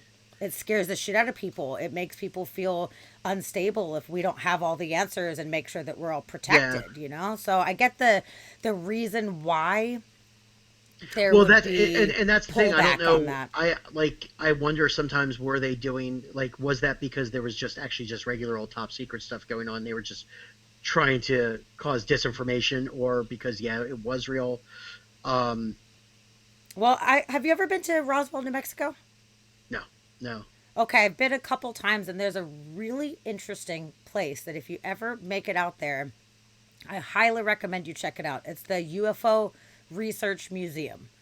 Oh, And that'd be when I cool. first time I went, I thought it was just going to be like a cheesy, silly, fun, Sure. like UFO research or whatever. And I walked into this place and immediately realized this was not a kitschy, silly cheeseball thing. There is a library that has all of the old files and stuff that were all on lockdown Yeah. that were now recently declassified. So anybody could go dig through all this information if you wanted to go into the library. But what they did Yeah. is they chose choice pieces from the archives that they had and put them up in this museum. So it walks you through and starts at the very beginning. They're like, all right, initially, when the Roswell crash happened, this is the series of events that happened. So Yeah. at very first, the guy whose farm that it was on, he came out and said, "This is exactly what I saw. This is exactly what happened." He did a radio broadcast actually and said, "I'm just a simple man, and this is what happened." And then within 2 days, he was Right. like, "Oh, I'm taking it back. Like I must have been wrong." And he had a brand new truck and all of this stuff. So it looked like somebody came and were like, "Take it back."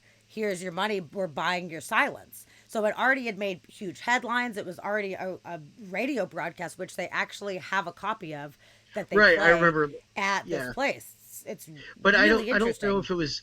Yeah. I mean that's the thing. I mean they said he wouldn't exist if they didn't think there was a potential for alien life. Yeah, spending that much money for that many Right. years on this, Right. So, and I think something's it's going definitely. on. Something's going I on. think it's possible, but I also like. I don't know. It's either it's one extreme or the other. Either the government can't keep secrets for shit, and if there was something we'd know it, or they can keep really good secrets and there's nothing that anyone's heard about that they don't want us to know about, including Roswell. I think it's going to be one Well, extreme or the other. well, now they're coming out like the Pentagon is actually releasing videos and photographs and things where they're like, okay, this is actually happening, you Listen, know? you should So, listen to the Toby Ball podcast. That's what it's he's doing a series on what you're talking about now, and okay. there's some money changing hands according to what they were saying. Like, and what's cool about the Skeptical podcast that I really like is there's always in the show notes it will give you links to everything. Everything is Fantastic. That's annotated, good. um, because they're looking at everything from scientific angles, and so they have to notate things. So there's never any uh, it's never anecdotal, and they always try to have a chain of evidence basically. But yeah, so I mean they've been saying that they're going to be releasing shit since I was a kid, and nothing ever comes out of it. Um, In recent times, there's been a lot more information coming to light. So I but I personally mean, has any of feel it like been it's a really good slow trickle. information? Because what's coming out is like they were saying last night, it's like 17 pages is what they're releasing. Like people have already gotten access to it, I think. It's not a huge amount, but like I mean, I've seen all the videos, and I've never seen a video that looked credible that I couldn't fake in my backyard. You And you know, know, this is the issue. The problem with this is that now there's so many people with cameras. So you're like, sure, just people in general are like, well, why wouldn't there be more videos and photos if this is actually happening? yeah, But then there's a shitload of videos and photos released, and there's instant skepticism on every single one, but regardless there of should how always be. Well, there should be though. believable. But I think There should.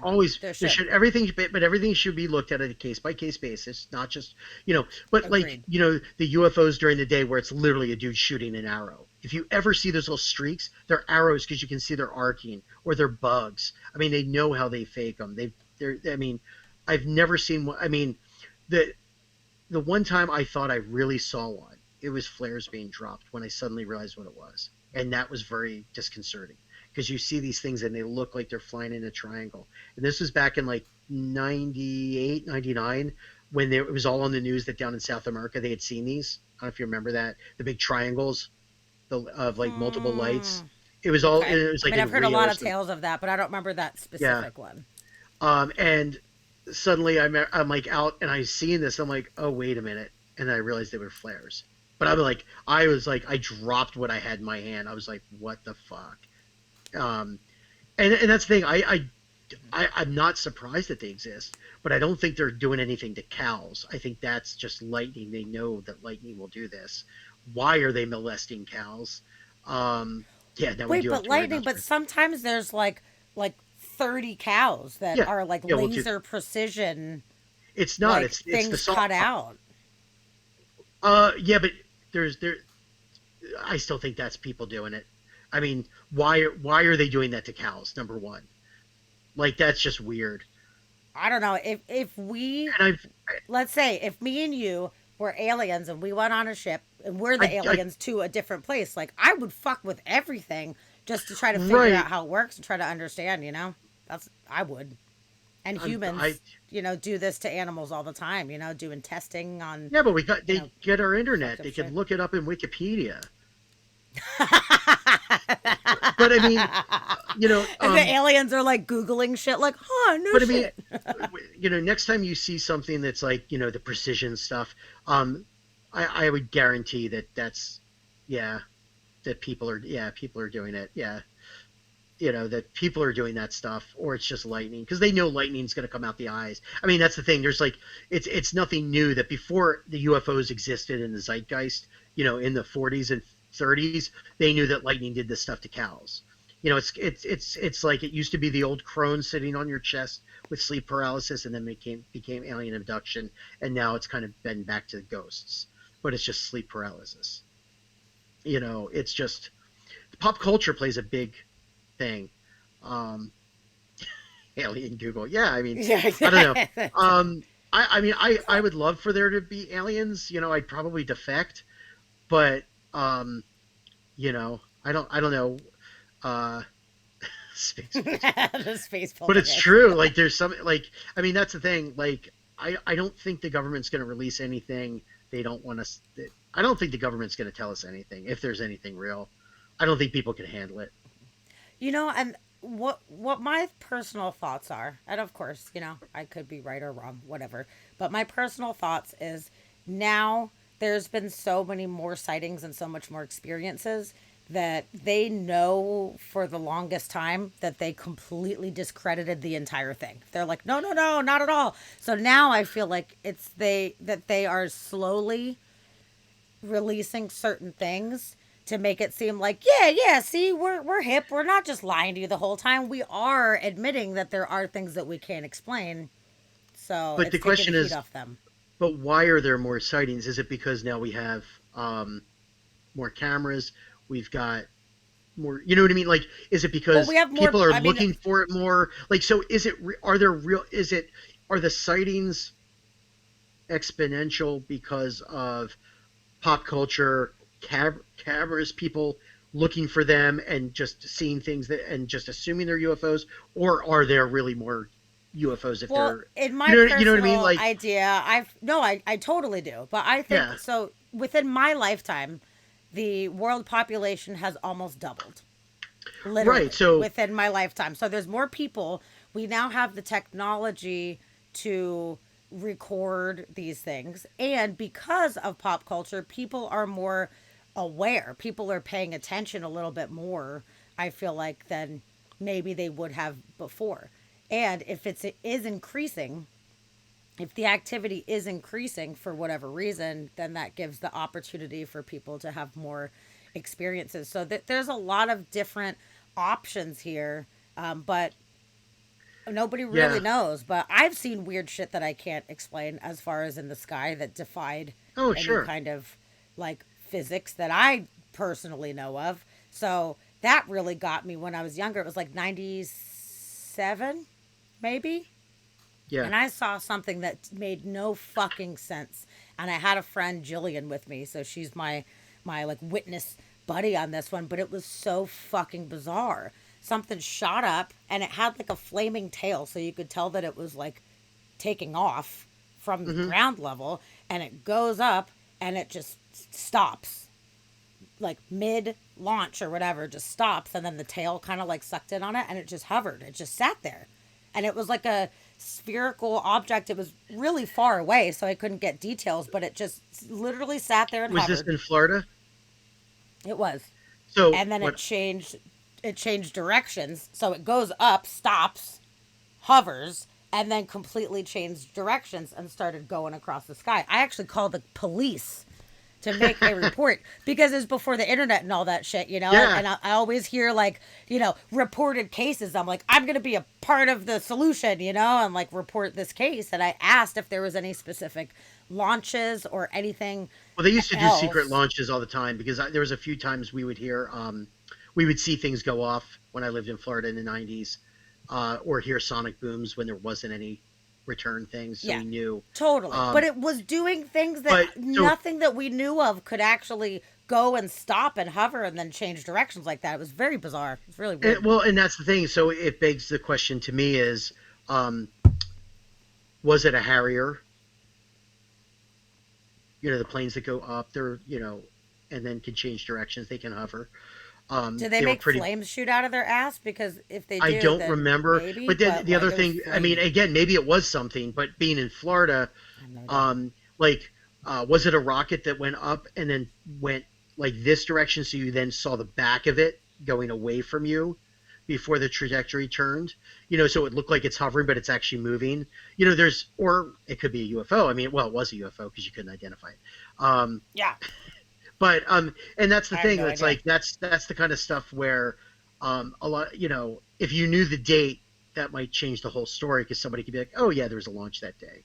Like back then, they didn't announce it, but 20 years later, there's a record. Or maybe there was somebody, a pilot who saw something weird that same day, and then they did report that they saw a UFO. Um, Sure. Yeah, I have no but idea. I don't remember the date. It was 96 or 97.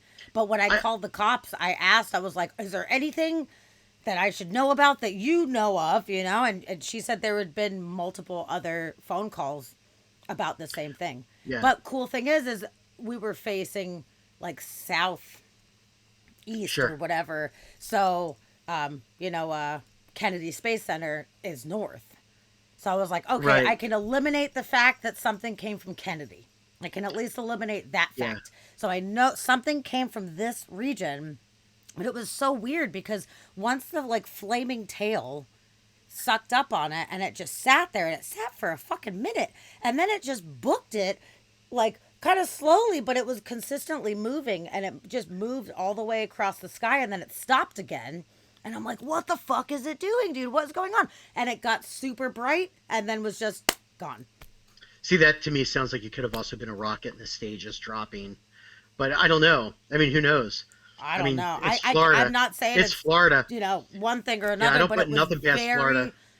it was very bizarre. It Yeah, was a really bizarre scenario and it really struck me because I was like, all right, yeah. movement like that to be able to change directions like that and to stay in one spot and then just change directions like I don't know anything that does that.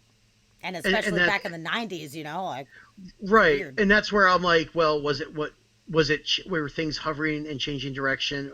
Like, what's the perspective? Like, what is like? I mean, like, Totally. not your perspective as philosophically, but like No, physically, what physical your perspective. No, I physical totally perspective understand. that Yeah, plays into it. It's like how many it does. people see Venus and report it as a UFO, or if you Totally. stare at a star, it looks like it starts to move because your body's swaying, very small. If you've ever, No, for sure. Perspective does a lot, for sure. And you us know, as humans, we tend to try to make or sense out of hoaxers. things. I may or may not know people in Florida who faked UFO stuff before. May or may not. Yeah, I plead the fifth. People need to stop faking shit on purpose. Like it's Yeah, fucking everything up. Like it's one thing if I mean it's like look at crop crop circles. circles and shit. Well, exactly, exactly. Yeah, Like two stop drunken dudes with a faking crop board. circles. But I mean, it was hilarious though. I thought it was awesome because it did. It's like I mean, you have like I always thought. I mean, there's things like the Fortean Times, which was always kind of interesting. I don't know if you've ever read that magazine, the Mm-mm. Fortean Times. Oh, you would love it. I think it still exists. It's you know, you should just look up the Fortean Times at some point. It's pretty interesting. But I Okay. think what I think would be interesting is if I think I don't think it may not change your belief system listening to some of the skeptical stuff, but I think you'll get a better perspective. Uh, and it may take like if you have 20 things that you think are unexplainable, it may narrow it down to three that are really unexplainable. You know what I mean? So it might be able to help. I don't know. That's kind of the interesting thing with all this stuff. Um, oh yeah, I remember the first time I went and saw real. Someone's talking about the first time they went low light pollution. They saw three different satellites. Yeah, I mean, Yeah. I remember. Yeah, I mean, it's just like And now there's like 87 satellites every fucking 2 seconds right now. There's yeah, so shooting many satellites stars. out there. It's Yeah, the crazy. space station. You Oh know. man, have you seen the space station go by? Yeah, yeah, It's fucking so cool. It's so bright. And they have the ISS tracker. If any of you guys are interested in that out there, you can do ISS tracker and it shows you where the International Space Station is in relation to the planet. So if you see a really, really bright light moving across the sky, you can actually check and see if it is the yeah. space station, which I think is awesome. I have to take a quick break. Do it. I'll be back in 2 seconds. Okay. No problem. Okay. Taking a break. But yeah, I don't know. As far as all of these things go involving the UFO sightings and all that stuff, I find it very intriguing that there's this much more, either more activity happening or more people just reporting it. You know, back in the day, like I was saying, I had to call the police station to report a sighting. Like nowadays, you can go online, you can put stuff out there, and the information can circulate so much more easily. So, with more people on the planet, with more technology of people being able to record these things, and then just an easier way for people to actually document these things happening, I personally think that's why it seems like there's more sightings on the rise. So that's my idea behind why I think that there's more than there was. Hey, welcome back. Hello, this is Poppy. Oh, that's such a cute little dog. Yeah, That's really cute. she's a little snuggly today. Um, That's all. so what is the weirdest? What is the one thing you wish was real that you don't think is? Ooh, good question. What do I wish was real that I don't think is? Huh. I would say it's kind of a ridiculous answer, but like, wouldn't it be nice if there was just like angels looking out for you all the time? If there Oh was just God, somebody imagine the. like looking out, Oh saving the God, fucking that's. day. Uh, yeah, I guess so. I'd feel weird about being spied on all the time. Sure, sure, sure, sure. But so But, I you know know, like, people wouldn't who, that be yeah, nice if you had people that were actually just like there to kind of help you and guide you along and just come wave a magic wand and help make things like great? Like that would be pretty yeah, cool. yeah. I mean, there's people that believe in them. Like, there's the whole fake skeleton, angel skeleton photos that I know someone, a good friend of mine, who really like, very, very smart man. He thinks they're all real, and I'm like, Angel oh God. skeleton photo? What are you talking about? Oh, you haven't seen it? Look up I don't think skeletons of so. angels. They're perspective photos of skeletons, and like they're totally doctored. Like people, they've like it's very obvious they're doctored, but they're supposedly skeletons of ancient angels in archaeological digs. Interesting. Huh. Well, that is very interesting. Yeah, But yeah, yeah. as far as like, oh, I don't know. With a lot of other things, I See, I can't wish say Bigfoot for was real. sure. I would love Bigfoot Do to be you? real. I just don't think it exists. I think maybe there was something at some point. I would love that though. You You know, know. I gotta say, as far as Bigfoot goes, personally, my personal thoughts, like obviously, I cannot say I'm not saying that I specifically believe or don't believe because I don't fucking know. But based on a lot of the information over years, and just based on the fact of how much empty space and natural spaces that are not really inhabited by people, there's a lot of areas that are way the See, I fuck don't out think there, there is and anymore. What have you? I mean, there how still often is. I mean, shit. you've? I mean, maybe I'm wrong, but how often can you go and hike into the mountains and not find trash anymore? I'm not hiking like backcountry shit, Yeah, but I think it's kind of like a slim amount of people that are actually going off trail and going into like the deep forests. Like, yeah, I'm not going yeah. to a deep fucking forest, There are a like lot of hell no, weirdos who dude. do it. There There's, are, but when you look at the big amount of people that actually go hiking, most people yeah. aren't even prepared to like traverse that kind of shit, hauling in all their food and water and being able to have navigational skills that are No, the like stupidity good that makes them enough, even do it in the like first place. Like, who the? I mean, I don't get it. Like, but I'm lazy.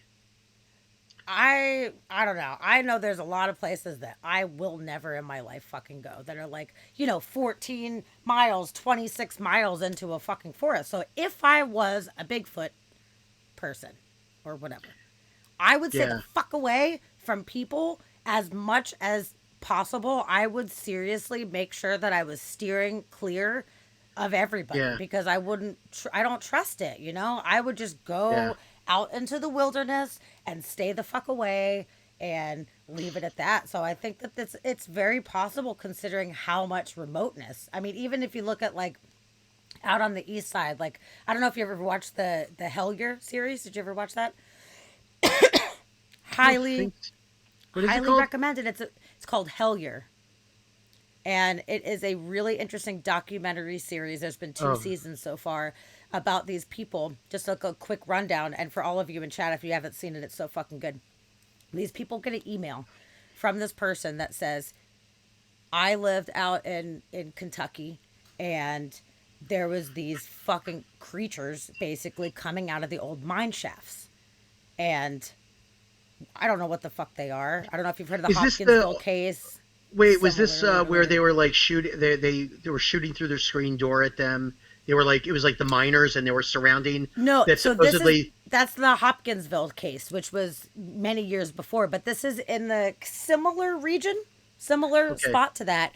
So they get this information that there's all this weird shit coming out of like out of the caves and the mines, and they're kind of like, okay, we don't even know who this person is, whatever, and they keep getting this correspondence and they're like, well, maybe we'll just go check it out, it sounds interesting. They're into like weird, the news of the weird or something like that as their website. So they're like, okay, maybe it's worth it, let's go just check it out. We'll go ask around the town and talk to some people and just see if anything interesting comes up.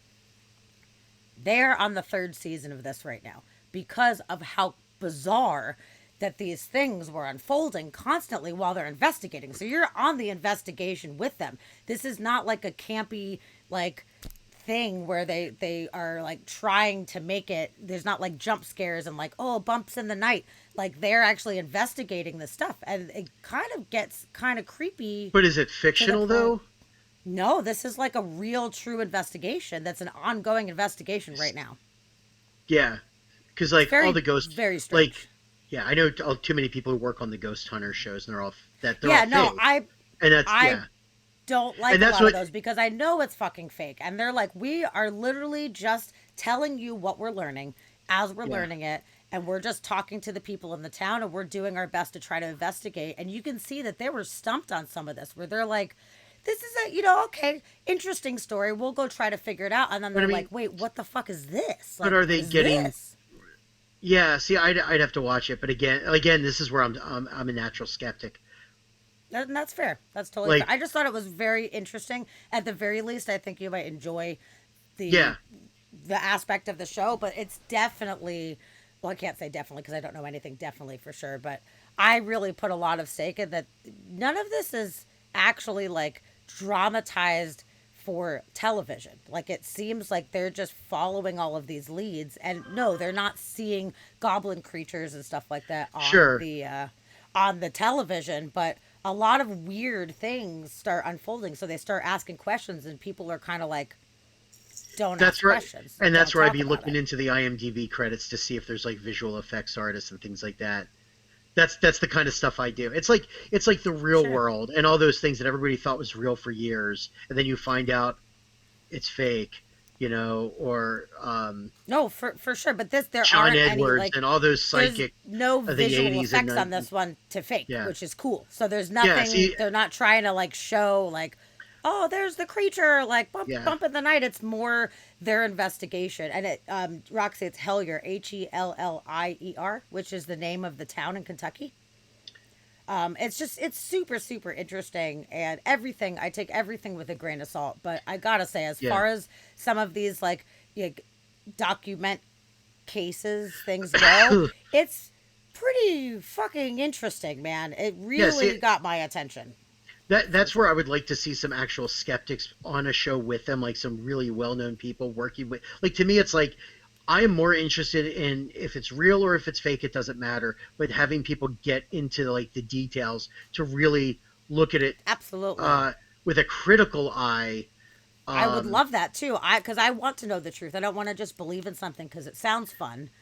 I yeah, would love there to be some, but the one problem I guess that I feel like comes up with the skeptics sometimes is they're so hardline skeptical that even if something potentially is mysterious, a lot of times they're very quick to dismiss it without actually having anything scientific to say it definitely was this and not this. They're just like, well, most likely it's not what you think it is, aliens or whatever. So we're just going to go ahead and say it's not that, but we can't say what it is. It's very Well, I mean, dismissive. I think sometimes it's okay to say you don't know what it is, but it doesn't mean it's magical. Sure. If that sounds, you know, and Sure. but yeah, there's you know, very famously Richard Dawkins is a dick, and you know, people don't like him. But then you have some really great people that are really interesting that they will go and they will like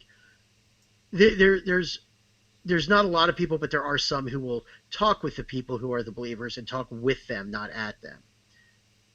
You know, and that's That sounds good. in fact, again, this show because I listened to it on my drives. I've been catching up recently. I forget her name, but she's a big paranormal believer and has a podcast and stuff. And they did a whole episode together, her and the Skeptical podcast about um, the women spirit. Oh, geez, not spiritualists. Um, I can't think of it now. I'm drawing a blank. It's late. But like basically women ghost hunters and stuff Okay. instead of focusing on the famous male ones that everybody focuses on. And it turned out like one of the person who coined doppelganger and poltergeist was a female. Like and like there was all kinds of interesting things. So, but you know with listening to people, it's just you got to get the right people because I mean I think part of it is a lot of the believers in things are quick to believe and they don't like that some of the stuff is just very easily explained away. And it sounds like dismissive sometimes.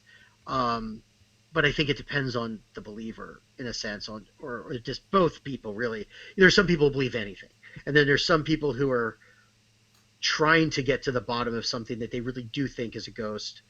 Um, you know, but that's what I like about the shows that I tend to listen to is they go into the history of these things and they're like, well, first of all, there was never a murder in this building, so that is a big red flag. We've looked at all the record, or this person never existed, Sure. things Sure. like Sure. that. Like, Sure. um, and because most of the famous hauntings they can explain away and like down, either what it was or uh, there's all kinds of things that just get misreported because that's That's the thing also that true. For the sure. thing You that like never know.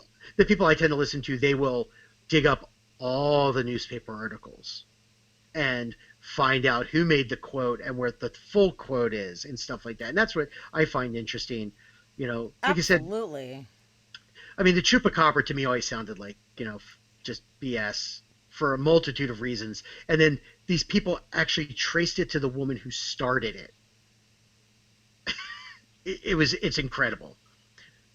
I love that because I would rather know the truth about something Exactly. rather than Yeah. just believe for fun. But then you have to wonder too, the information that is being researched and pulled up, it also could be skewed to fuel somebody's skepticism or something like that. Like it could. So any information has to be taken Sure. with a grain of salt on both sides, like these fucking anti-vaxxers like do your research. It's like they really thought they did the research, but what they're researching and where they're looking is not actually what really fucking happened. But they are convinced that their research was correct or whatever, and I'm Sorry, like, yeah, whew. it's like we're not going to take it. We don't know. You don't know what's in it. I'm like, yeah, I do. It's online. You can look at exactly what's in it. Yeah.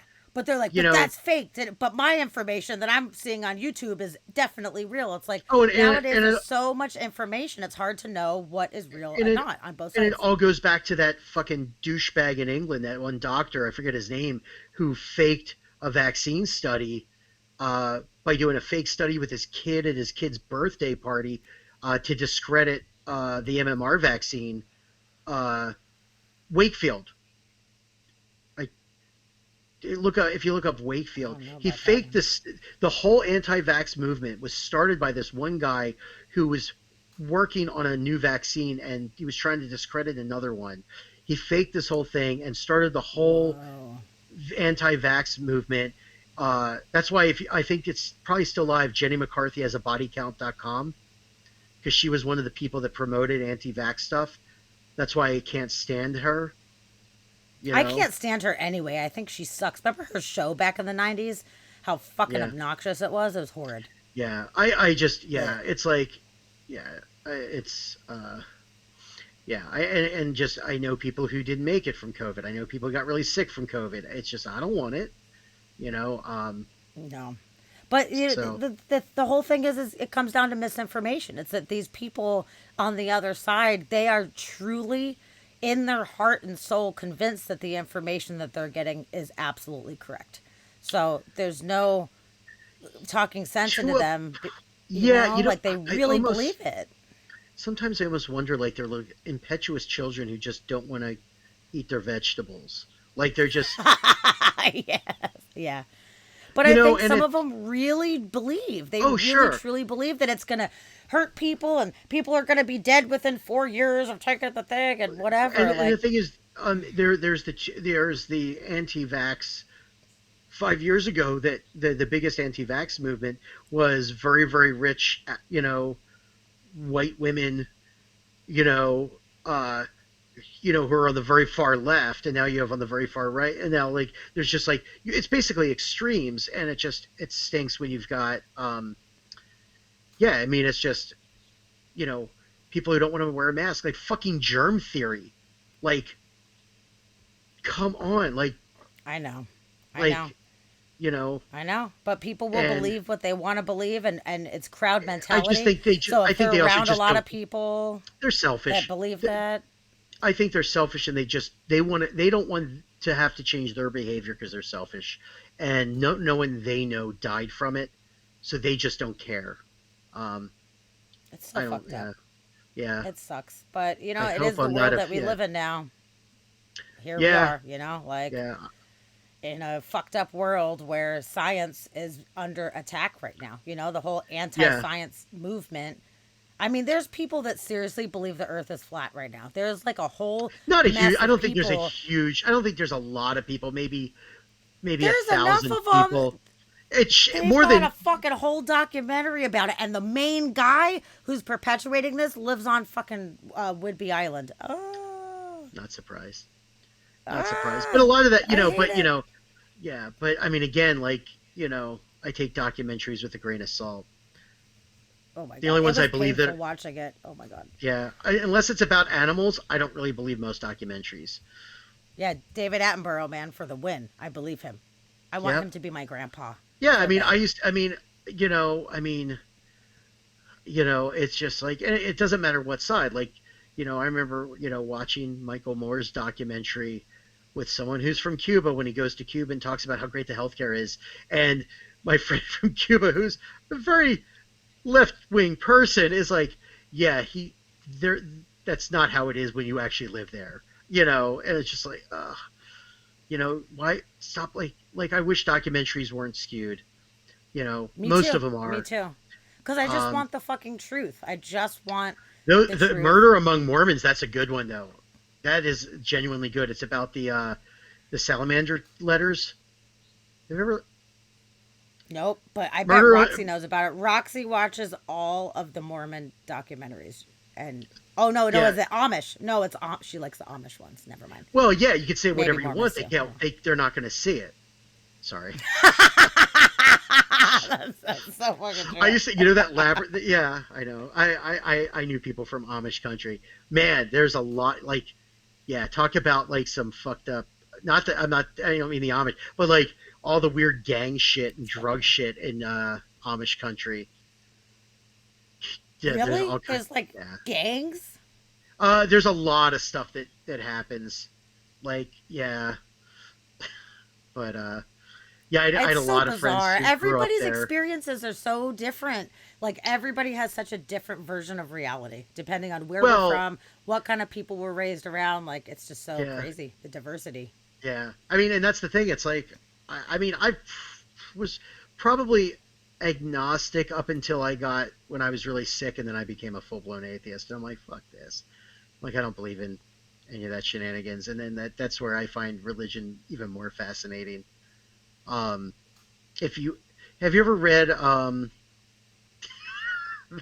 Amish Mafia? There is a lot of I knew some people that were there. There was a lot of there was a weird underbelly of like Amish, a lot of drugs and stuff going on, at least in New York Weird. when I used to have friends who lived there. Yeah, you Um, living in Pennsylvania, you had like there's access to a lot of that. So you yeah, had friends that were like legit Amish that no, did they they weren't, but they broke lived free? in the area. No, they lived there, and there was like some Oh, places like, oh yeah, you got to watch out because like they a lot of kids would sneak really? out. And I think a lot of them were on Rumspringa, and that could be where it comes from too. Like that their little break thingy. I think it's called Rumspringa. Um, Oh, where they like set free for a little bit and then they have to come back and like, oh, you've seen the evils of the world, come commit. yeah, And then yeah. most of them were like, this is fucking awesome, dude. Like, I'm having a blast out I here. don't think a lot of them do. I think a lot of them go Really? back, but yeah. Have you ever read the That's silly. Illuminati trilogy, the Illuminatus trilogy, like Schrodinger's Mm-mm. cat? You should read the Illuminatus trilogy. All right, and then read the book called the Principia Discordia. So I don't know I if don't know we what that have any is. I'm Discordians I'm out here. so not a fucking reader, but Oh, I'm me off neither. the Well, I'm not any. Well, cliff so notes. have you? Oh, God, Lebanon. Yeah, I've been there. Now I'm missing Lebanon bologna, which is a whole other. It's just a lunch meat. Um, but Lebanon Levy. What's I don't even know what Lebanon I Levy think I think it's just. or I think Levi. she's. I think Oh, Levi. I think she's just. I'm guessing they're uh-huh. just. Oh. It's a name of somebody, but um, I don't know. Lebanon, Pennsylvania. So have you Oh, ever heard of the gotcha. Church of Subgenius? Mm-mm, Smiling Bob Dobbs, the dot. mm-mm. Um, I don't know how. So if you did you ever see that picture of it? It's a very 50s cartoon with the guy with the hat and a pipe. I'm. Let me just pull. Maybe. There's a lot of hats and pipes, guys. Um, here. I'm gonna just share the screen. This guy right here. Have you ever seen that? Oh yeah, yeah, yeah, yeah. Okay, so Totally. that's the Dobbs head. That's Bob Dobbs. So that's the Church of Subgenius, which is a very punk rock. It got really adopted by the punk scene, I think, in a lot of ways. But basically, there was a book called the Illuminatus trilogy in the '70s, written by Robert Anton Wilson and Curry Thornley or Terry Thornley, um, and it encompasses all these weird conspiracies. And it's and then there's another book called the Principia Discordia, which is the a fake religion called the the religion of discord. Uh, and basically, these two authors that were very good authors. The story goes, I think, from my poor memory, when they were in the army, they made up a fake person because they worked in records just to be because they were bored, and it caused all kinds of problems. And they thought it was funny. So then they write this book and they incorporate like the Society for John Dillinger, which is about like that John Dillinger never died. Um, that there was George Washington there was another guy who looked just like him, I think, who was like a pot farmer. There's all these different weird conspiracy theories. Aleister Crowley in the Book of Law. Um, these are the guys who really perpetuated the Illuminati conspiracy theories and the Freemason conspiracy theories that everybody believes now. Um, these guys kind of made and perpetuated as a joke. Interesting. Yeah, Really? yeah. Oh man. That's why they have a book about call it the Principia Discordia. Hail Eris. Basically they did things to just cause discord because they thought it was funny. Oh man. That's pretty So punk rock, I gotta tell you. yeah, Just shaking so shit up. yeah, that's kind of the whole thing. Huh. So it's like kind of like the Church of the Flying Spaghetti Monster kind of thing, where they just kind of Uh, made up their own ridiculous no, thing. this was I think even weird. This was definitely weirder and to cause even more trouble. Like church, I mean, Flying Spaghetti Monster is just a good a way for people to get religion at a church and state, like the Church of Satan. You know, so Okay. Huh. which is Huh. different than Satanic Temple. Like one's Anton LaVey, one is more of a free speech organization. Sure, sure, sure. I You love know, how well, they're pushing the envelope where they're like, we can I have love it. Baphomet statues if you're gonna have some fucking bullshit. Fuck you. I Yeah, they love it. sued. They sued that TV show Sabrina because they ripped off their statue. Yes, I heard about that. And I gotta Yeah. tell you, I wonder who they had on that show to like give actual like facts about it. Because Oh, somebody they. failed so fucking bad. There was some stuff that sounded good, but there was one fail that was so bad to me. And What I was mean, it? so I watched like most of the first season. I just didn't really care, but Sure. I was giving it a go. But when the big main guy, the big like Satan guy or Sure. whatever, Yeah. he was trying to say something about Samhain and he said Sam Hain. That motherfucker said Sam Hain, which is that's how it looks like it's pronounced. But anybody that knows anything about this in any way, you don't pronounce it Sam Hain. It's fucking Samhain. And I'm like, Right. this fucking guy that you're the big But head devil I guy. see. Yeah, but I think they did that as a joke. It could have been a reference to the band, even. I don't. They were talking about the fucking holiday, like it was No, supposed to I know, be. but I mean, the band got their name from the holiday and just called it Sam Hain. Yeah, but So, watching I, that, I was like, I was like, fail. Somebody failed so hard. Oh my part of it, god, I this is think, bullshit. is um, so my girlfriend's an ex-Mormon, and there is a lot of subtle. There's a lot of uh, Mormon jabs in that only. So she thinks that somebody was an ex-Mormon who wrote the show. From a lot of the stuff they say, there's a lot of jabs, like Really a lot. I didn't pick up on interesting. any of this shit. Um, but that's where, yeah, check out the Murder Among Mormons documentary. It's about the Salamander letters, which is it's a really good documentary. I forget the people who did that did another one. I forget what they did, but it was a very well respected documentary. It's very even like she watched it and thought that the guy was very pro Mormon. I'm like, no, I thought this was anti Mormon. And then when we realized, oh no, this guy's literally he's an ex Mormon and he's very judicial about everything. Um, and like, but we Interesting. watch it, and she's like, "Oh, this person left the church. You can tell because they showed their shoulder. This person was never in the church because they're wearing like." There's all kinds of weird stuff that I don't pick up on. Interesting. Wow, But interesting that you're dating an ex-Mormon. Like that must be very yeah, interesting. well, she That's very was specific. on her way out of the church when we met, but not really. That was actually like kind of a like I was worried because I did not want to date anyone who's really religious anymore. Every time I do, they don't like that I'm an atheist, and I just don't believe in any of that stuff at all, not even a little. Totally fair. Um, I can understand that. but yeah, that was a really good, interesting documentary, um, and it's all basically about a guy who's forging fake Mormon texts that never existed that he knew that they would buy to keep them out of the public. So he was able to forge things. And I mean, it's all like people went to jail, people were murdered, people were confessed and Whoa. stuff. It's a really interesting Oh, I'm documentary. totally gonna check this out. Murder Among Mormons. I think that's what it's called. Okay, It's about the salamander letter, which is really that cool. sounds so interesting. It is. It's much more interesting than you think it's gonna be. You Oh, I know, would. I love that shit. Like the behind the scenes of some of this stuff going on. That's so fucking yeah. interesting. Yeah. Cults are a weird thing. Me and Tavia were on a road trip last year, and she is originally from Salt Lake City. So we went out to go see some of her family, whatever. But when we were in the boonies out somewhere in Utah, we went to a cemetery. We stop at like every cemetery that we possibly can, and it was a Mormon cemetery. And there was one specific headstone that was actually really neat. It was like a bunch of pebbles that was all mosaicked. It was like real fancy looking. And we go to read the thing, and the guy had 27 children.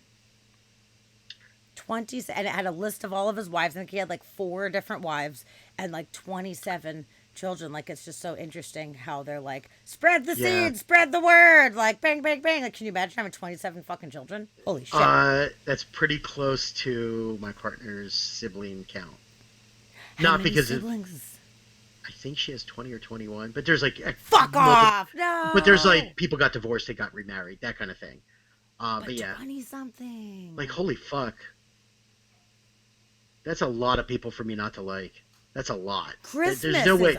crazy with all those Christmas presents for everybody or Yeah, whatever, or Hanukkah. Holy shit. Yeah, whatever. Any kind of holiday. Holy Yeah. shit. Thanksgiving. Can you imagine having Thanksgiving with that many people Oh, sitting it at a fucking sounds table? horrible.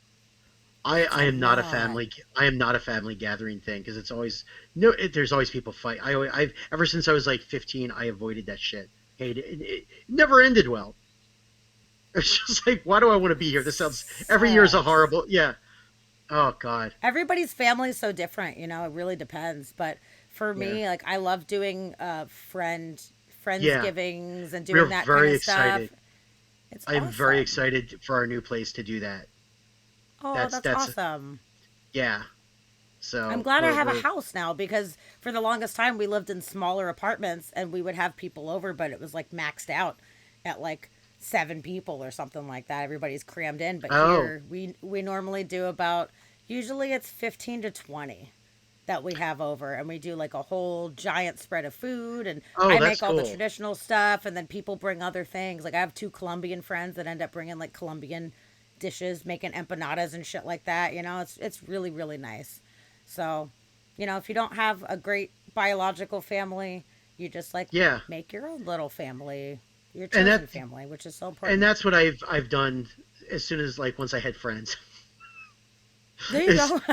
it's Good. just yeah. So like I was 30, I finally started. No, it's just I like that kind of stuff a lot more.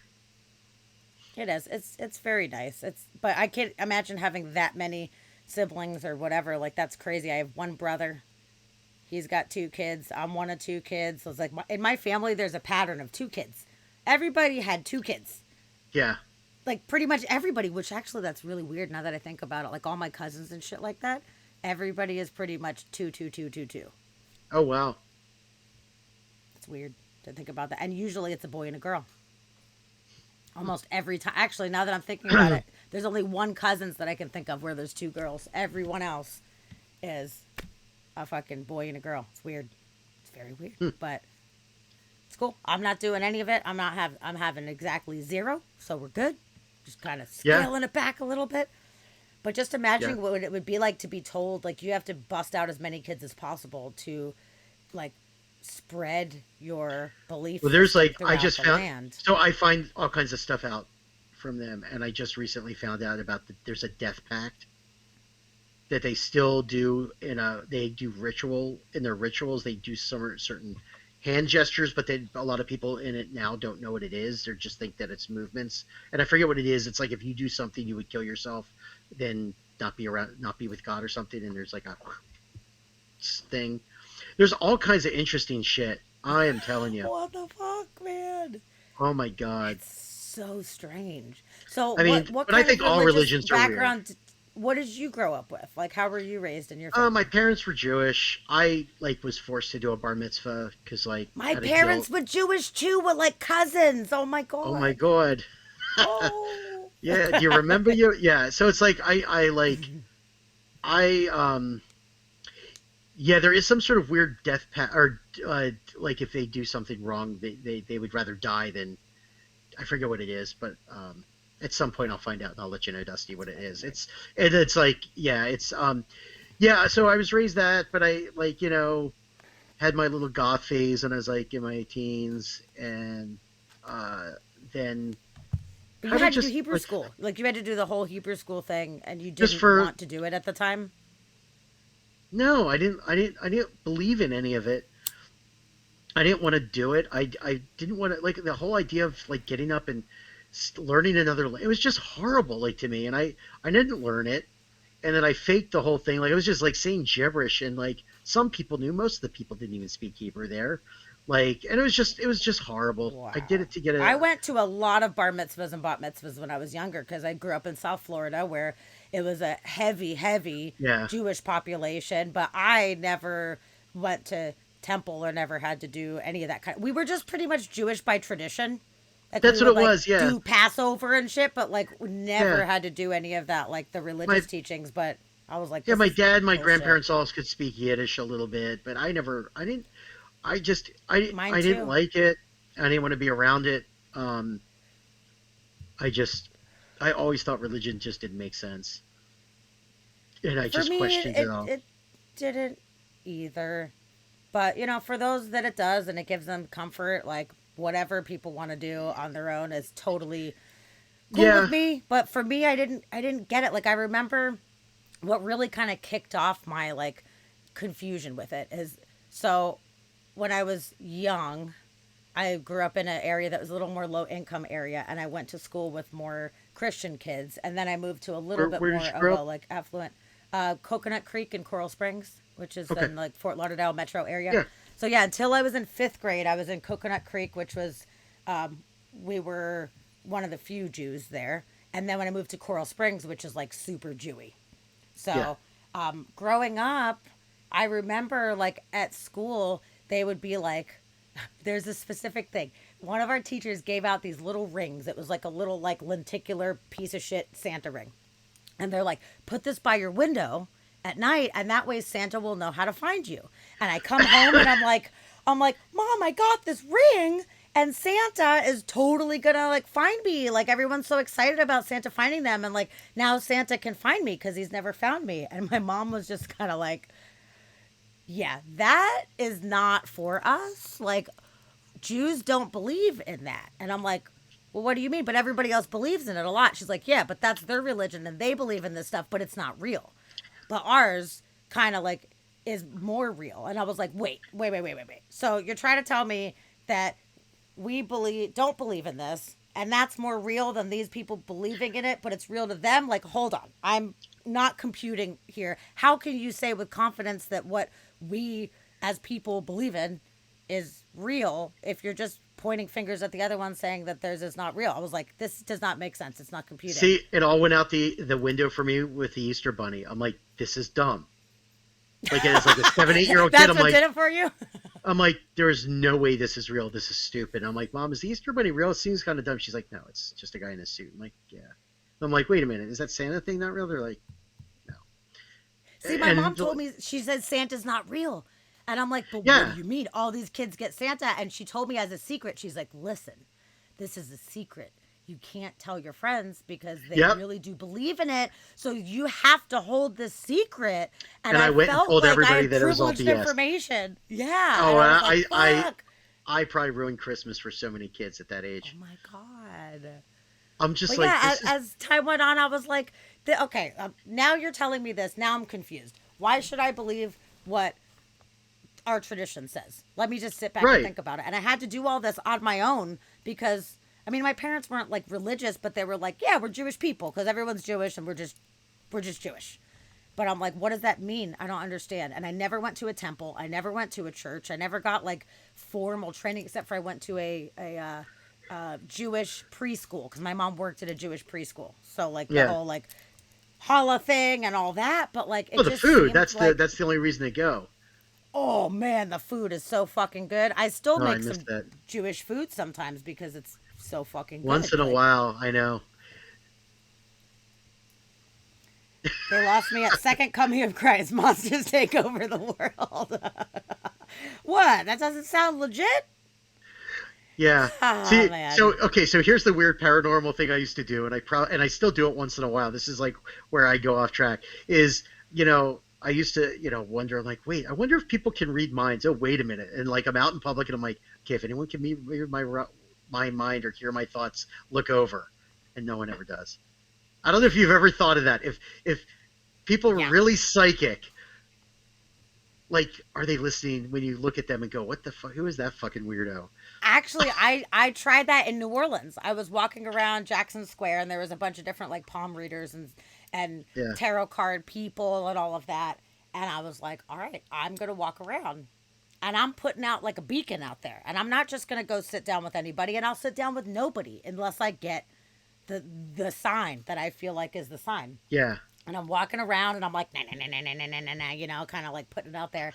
And this lady was down looking at cards or whatever, and she just like looked straight up and just locked eyes with me for a second and just Yeah. went, and I was like, okay.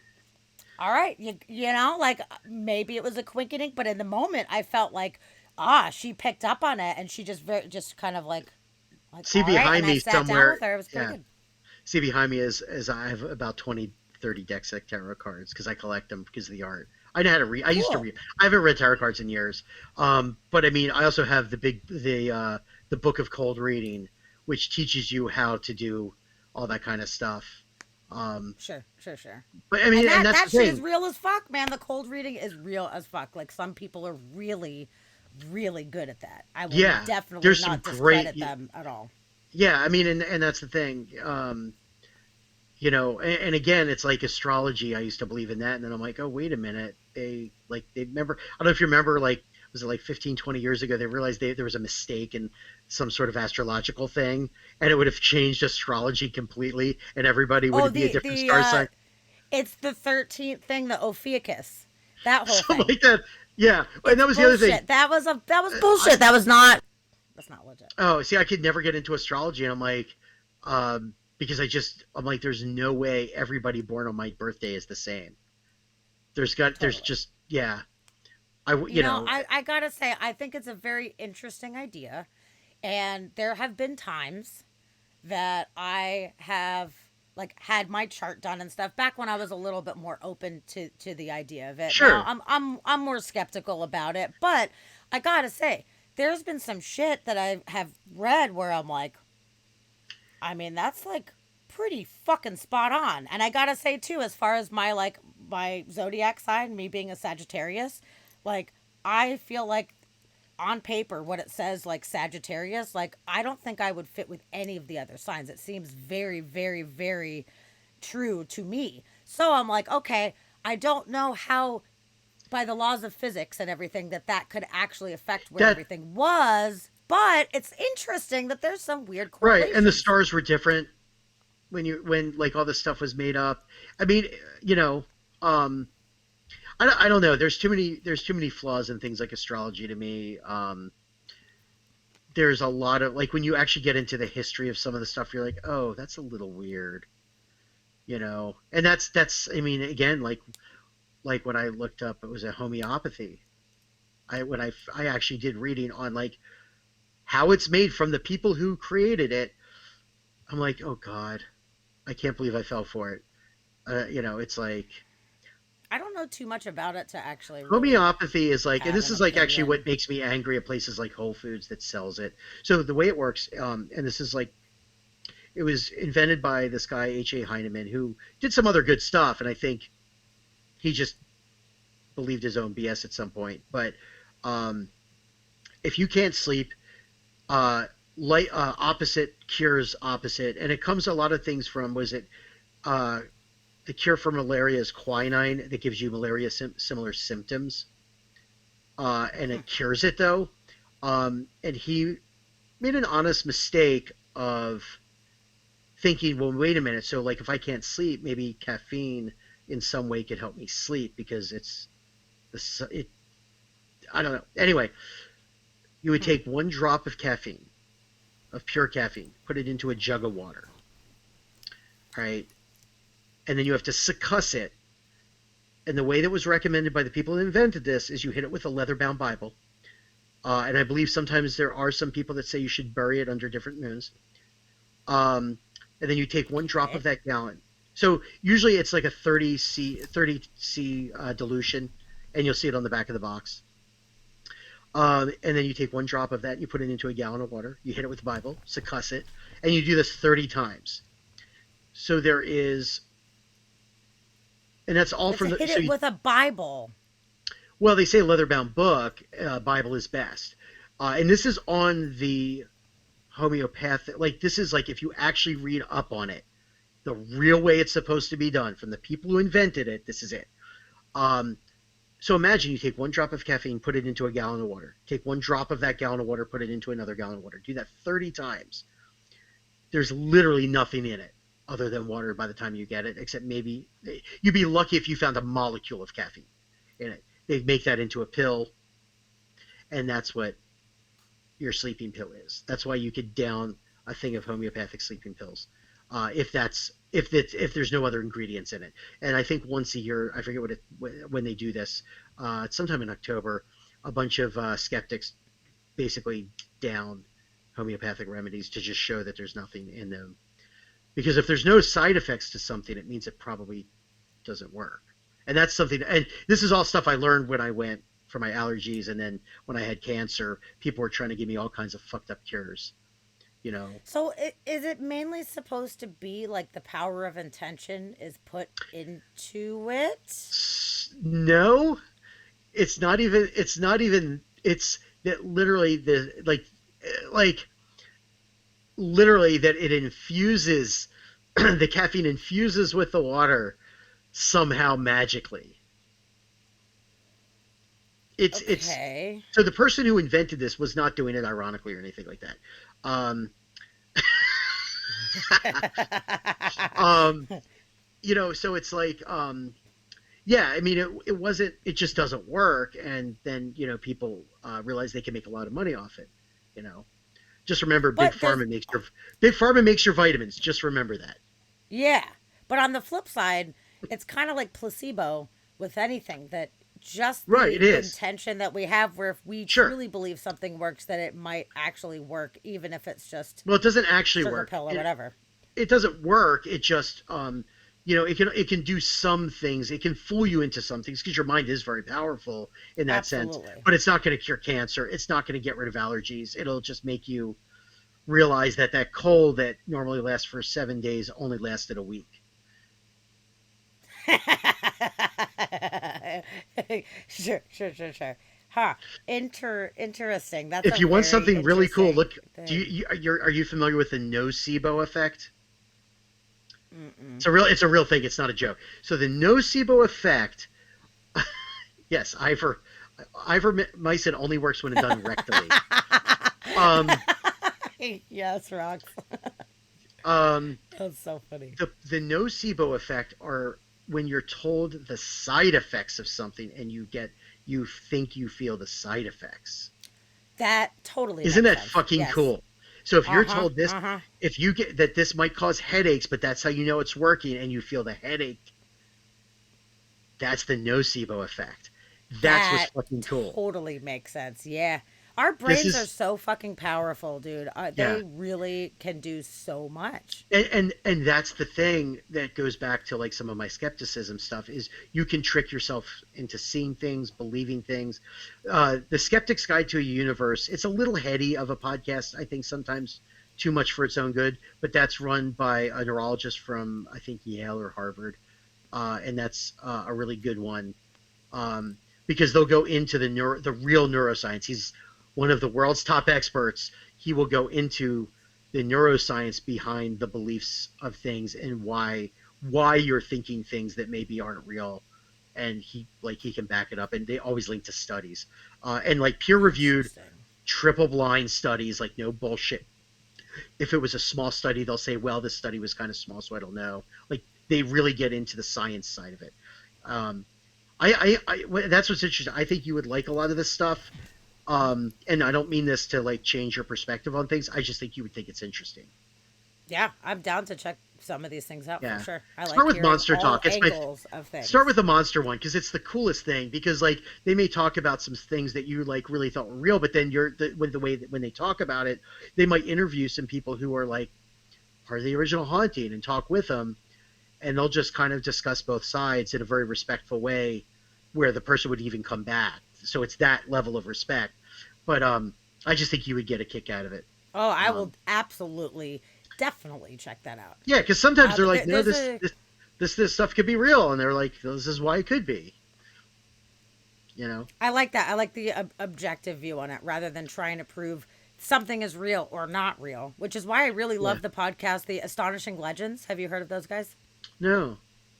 Forrest Burgess and Scott Philbrook are the hosts of Astonishing Legends, and it's on That's Spotify. Forrest Burgess. Or maybe I'm thinking like Burgess Meredith, but now I got to It's look. a fantastic series. They've been doing it for a few years, and they cover a lot of mysterious things. So it's like cryptid Oh, stuff, they've ghosty been on Monster stuff. Talk. That's what it is. Scott Philbrook and Really Forrest Burgess. They were on. They did a whole awesome. thing about goblins. Yes, awesome. Yeah. They are fantastic, and the show is really, really good. And I gotta say that, like at the beginning, Scott was way more skeptical when he came into it, and Forrest he's not necessarily like an uber like hardcore believer, but he's more open to things. And as the show has progressed and all these different episodes they've done, Scott's like, I'm way more open than I was before because of a lot of the shit that we've seen and a lot of this research we've done is like kind of Oh, crazy. they did the whole conduct. They were on about the Kentucky Goblin case. That's why I Yep, heard of that. yep, Okay, so they yep. talked about this, and they kind of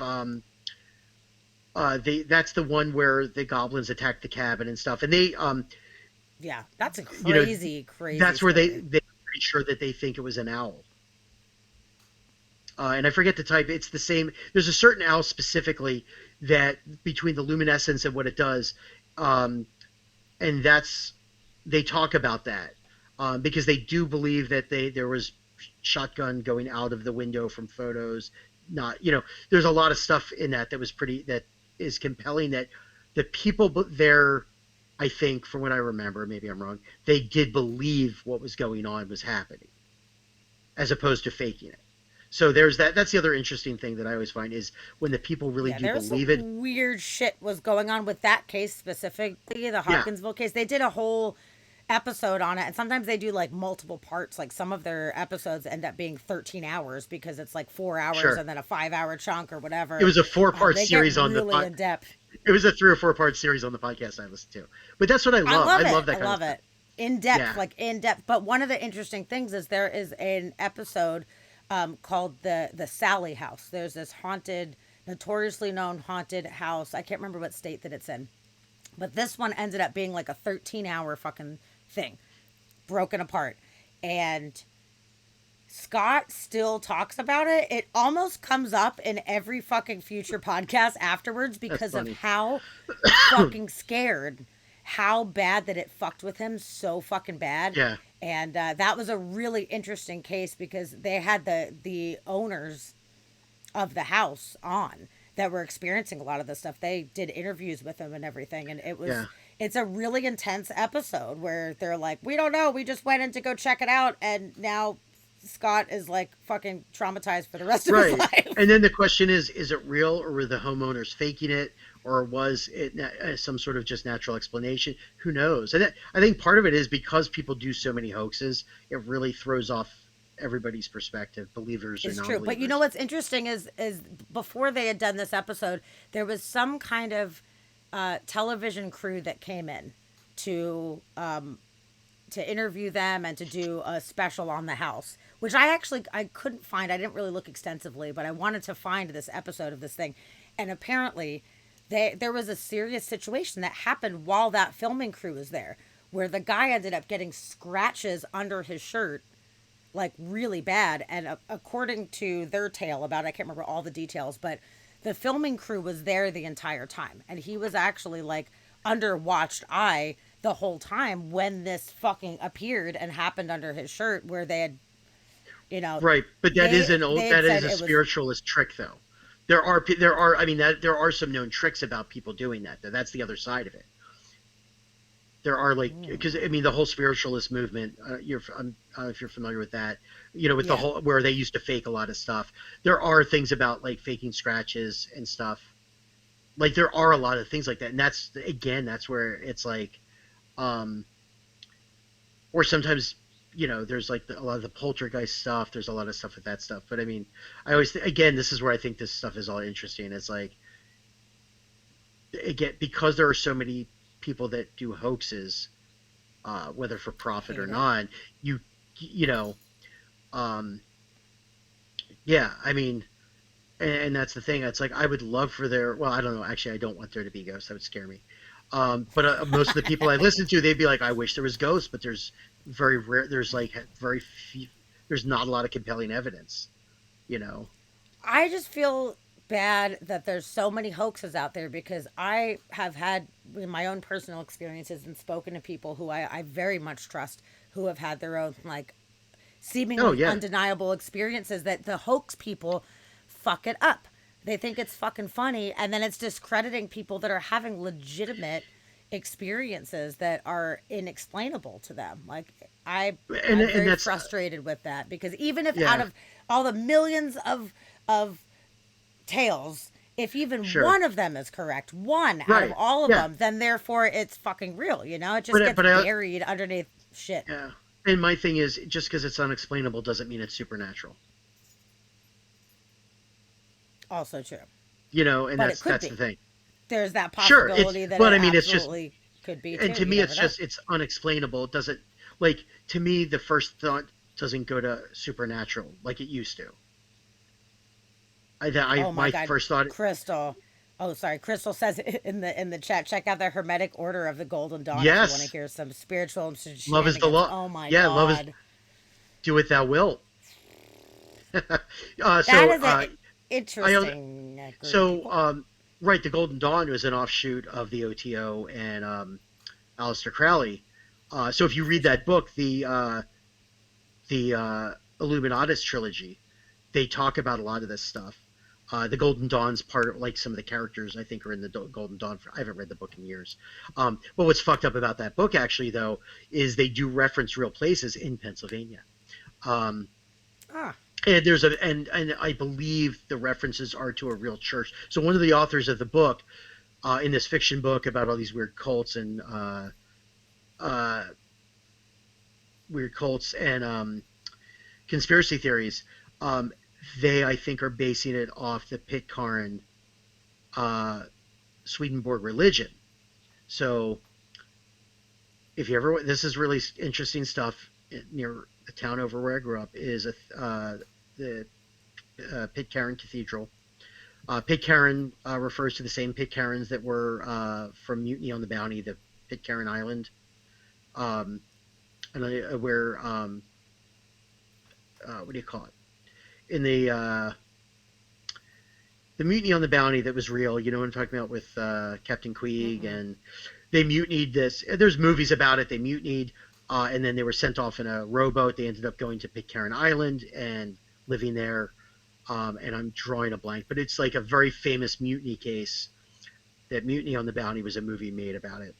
But Hmm. anyway, the Swedenborg religion um, is old Christianity, um, which is based off is a mix of Judaism and Kabbalism and magic. If you ever look at a stained glass window, they're all symbols like Germanic symbols of protection and stuff. There's nothing. Mm. There a lot of that stuff's not random. But yeah, so I got a hold of one of their books one time, and it's basically um, there was a bit of the old pagan religion was still a little bit mixed into their Christianity. But the guy who wrote this book, I think, is taking some jabs at them. So because he grew up in Pennsylvania, and I think he's taking some jabs Huh. at some of the things in there. But yeah, yeah, if you like Aleister Crowley and the Golden Dawn, you should read the Principia of Discordia. It's a very, very weird book, and then the Illuminatus trilogy, really interesting stuff because it'll a lot of conspiracy theories that everybody believes today came out of these books as a joke Come from that. Huh. from because they're historians. They knew what they were talking about. They really knew how to really twist things. So they really sold it. Yeah, Okay, so question. Speaking of all of this stuff, talking about like, the sure. magic and all of that stuff, what Magic. are your thoughts since we were talking about how you do Yeah, agree that the mind is very powerful and we can yeah. convince ourselves of a lot of things. What are your thoughts on magic and the power of manifestation? Uh, you mean in what sense? Like Like as far as manifesting? us being You able to manipulate our surroundings mean like the with secret? it. I mean, Because I that's mean what that's that kind of book more is. a more that's a little bit more of a cheese ball like version, but like oh, you can have wealth and power if you just believe. But like as far as like actually focusing your intentions and being able to call in different things into your life or using magic, like actually like doing some kind of rituals, whether it be like ritual in a book or have it be Well, like your own intention into something, trying to I mean, create I forget which. something. I think it was a 1970s Llewellyn book on Earth magic. I remember reading. I used to. I had a lot of these books, Sammy. Probably like 30 or 40 of them. I've read, and I've probably read hundreds of those Llewellyn books. One of the books, basically, the first thing it said is ritual is just a way to get the person to believe, to focus their magic abilities. Yes. So Yeah. ritual is all Yeah. Yeah. bullshit. Like they were saying, no, ritual is BS. Like, uh, I'm not talking like, herbalistic stuff, which herbs, herbalistic magic is really just was medicine and had no, there was no magic in it. But that's how the Puritans and people back then, they thought medicine was magic. Um, Sure. But I do um, agree, like specific rituals, like it is just a form of focus for the practitioner. I don't, I, I can tell you as someone who didn't always have the best shit happening and would have, as my goth kid self, had resorted to that kind of stuff, nothing worked. You know, I know way too many people who are really into that shit who have really crappy lives. So either they're really bad at it or it ain't working.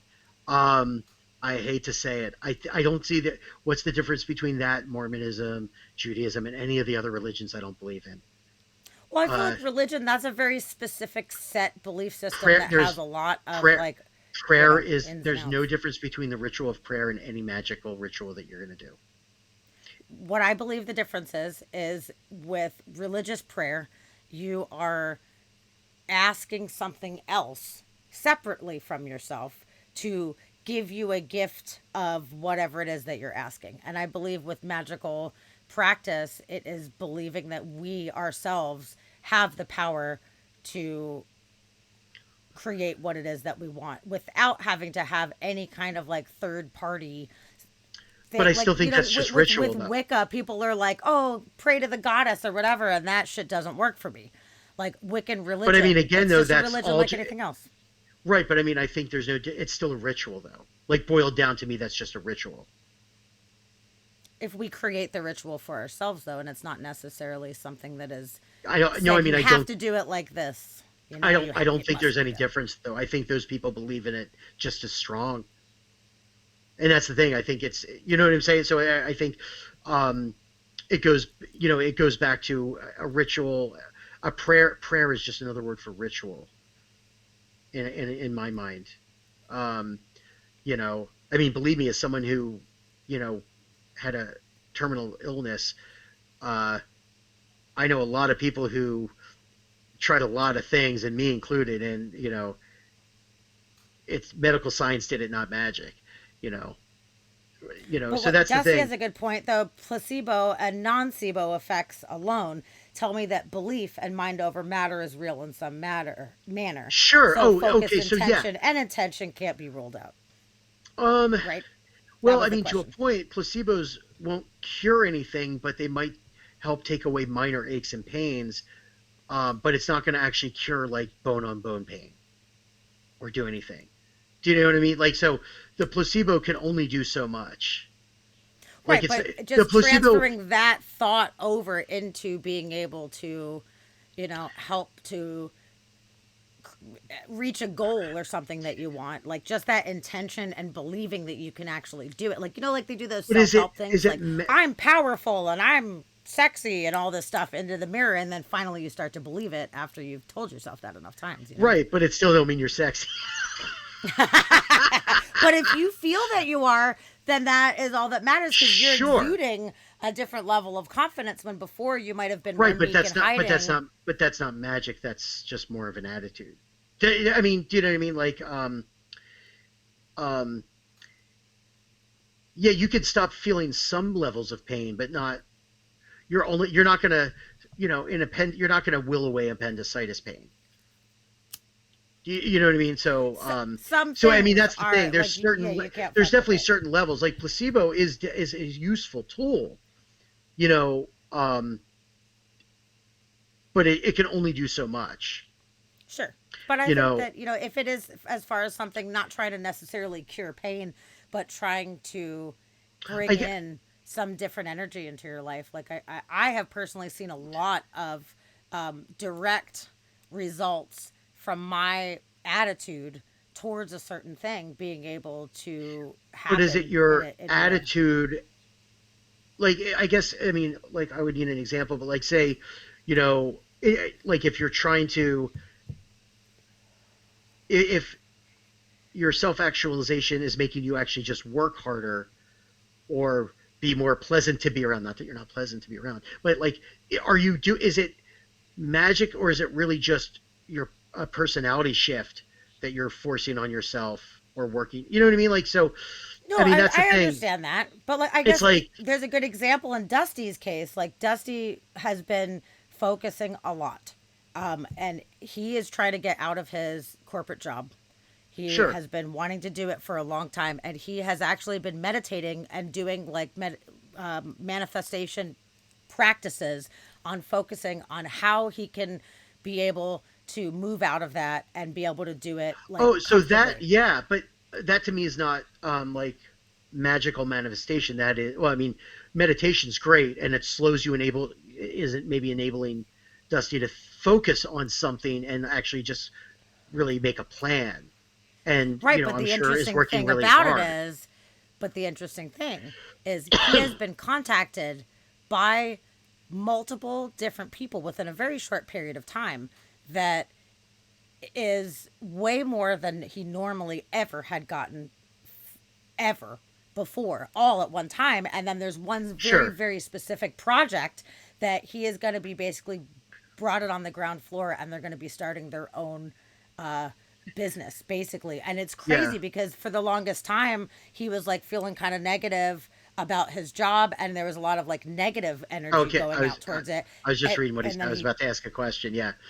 I mean, and the thing is, and then there's, I think it might be the Freakonomics guy, but there's a couple podcasts on, the statistics of coincidences. That's really fucking fascinating. Like, what's the coincidence that you're going to run into two people you went to elementary school in France? That kind of stuff. And they are able sure. to break it down that it's actually not a big coincidence in a weird way.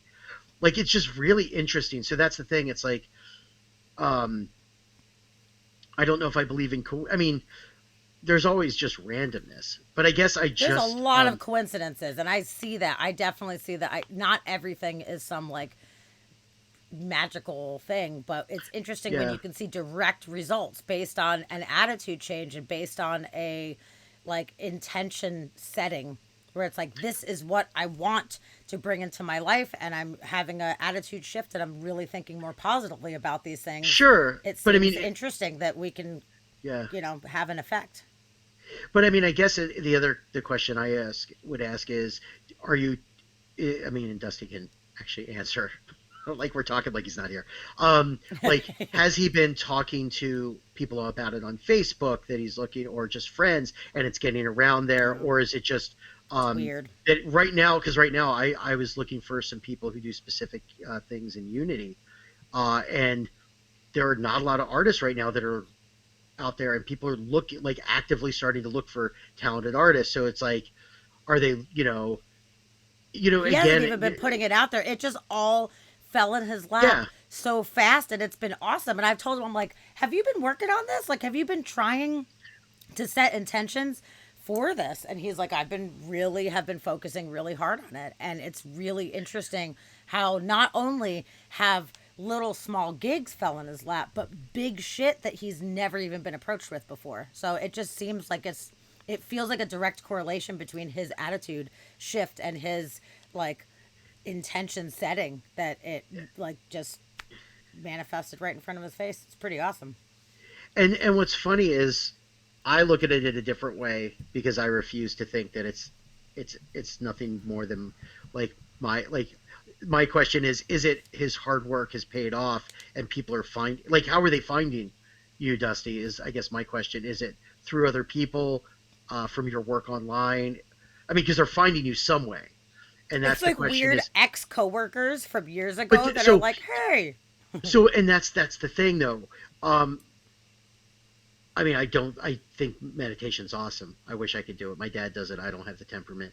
Um, but could it also be because Dusty is very personable and a good artist? when people hear that someone's looking for someone, they're like, "Oh, I know someone." You know what I mean? Yeah. See, I Jesse, mean, this it's is the my thing. Part of me is magic. Come like, on. but my thing is like, don't discount that it's because you're a talented artist and a really nice, like you're pleasant to work with and be around. So ex coworkers are like, "Oh, I know somebody. I haven't talked to them in a while, but this person's, I remember they're an It's artist just and they're totally, fun but to it's work all with." at the same So time. It's crazy sure. how it all happened at once, and he's Well, like, there's a "Holy lot, shit!" right? And I mean, and again, I sound like a skeptic curmudgeon. I'm like, well, there's a lot of other stuff It's going on okay. in the, You're entitled for sure. yeah. I'm not that entitled. Never mind. No, you are entitled to your own opinion. Yeah, Everybody is totally and like entitled to to me, that. it's You know. like I like to think I get stuff because I bust my ass to get it, and there's no fucking magic around it or no god around it, willing stuff. It's like it just like when I went through all my treatment and my transplant, I'm like I hate people going thank God. I'm like no, thank the doctor. Thank the Like doctors. Yep. Thank the yeah, like doctors for that used sure. to actively, and people are like oh because people a lot of people would always push religion on me. I'm like no, there were moments where I thought I was closing my eyes for the last time, and it never once think, "Oh, I wish there was a God," or "I want to go to heaven." I'm like, fuck it. What am I gonna do? I just like nothing I can do. I'm gonna cease to exist maybe in the next few minutes. God, that I'm must have okay. I been was okay. so scary, like looking death in the face like that. Actually, tell everybody what your, if you want to tell everybody what your procedure was and everything that might have some kind of relevance. Busted ass is magic. Absolutely, Dusty. Yeah, and you are pleasant to work with. And I wish we had some more projects right now because you were fun to work with. And we got to work on some magic. I just realized that we did that magic school project. Um, where were you? Where am I? What are you saying? What were you asking? Uh, Oh, I well, okay, so maybe we switch gears here. yeah. I was asking about the transplant thing and what that was Oh, like okay, that's fine. to, Yeah. So um, yeah, I what was can. that like? Uh, weird. I mean, so I had liver cancer. I found out on Halloween 2007. I went to a party, had my friend's greasy wiener, as he said. I ate a hot dog and thought it was that got me very sick and went to the hospital, and it turned out I was like having liver failure issues. Uh, Fuck. yeah, so it was really weird. Quit drinking like that night. That was the last time, and yeah, so it's like I remember going into the doctor and like they run all these tests, like a lot. I mean, a lot. And I was needle phobic up until this point. Now it just doesn't matter. I mean, I must have drank more barium milkshakes than you would ever want to drink in your lifetime in a month. Ugh. Um, and I remember going in. One doctor told me I had 3 months to live. One told me I had 3 weeks. One told me I had maybe a year. And then the main doctor said, "Oh no, they're all just listen to me. They don't know what they're talking about." And she's their boss, and she's like, Oh, "This is what's going on." Like I literally had that in like 2 hours. I saw 4 or 5 doctors, and they all basically had different things to say. And finally, I get a call on my way home that she's like, "No, this is what's going to happen." So eventually, like 3 years, 2 years go by till I finally, well, no, 2 sons. Yeah, 3 years go by, off and on the liver transplant list, and eventually I had a liver transplant. So yeah, it was pretty so rough. within those 2 or 3 years before you got the transplant, what was that like for you? Like, what did that feel like? It's scary. I mean, I don't know how to describe it to people. You know,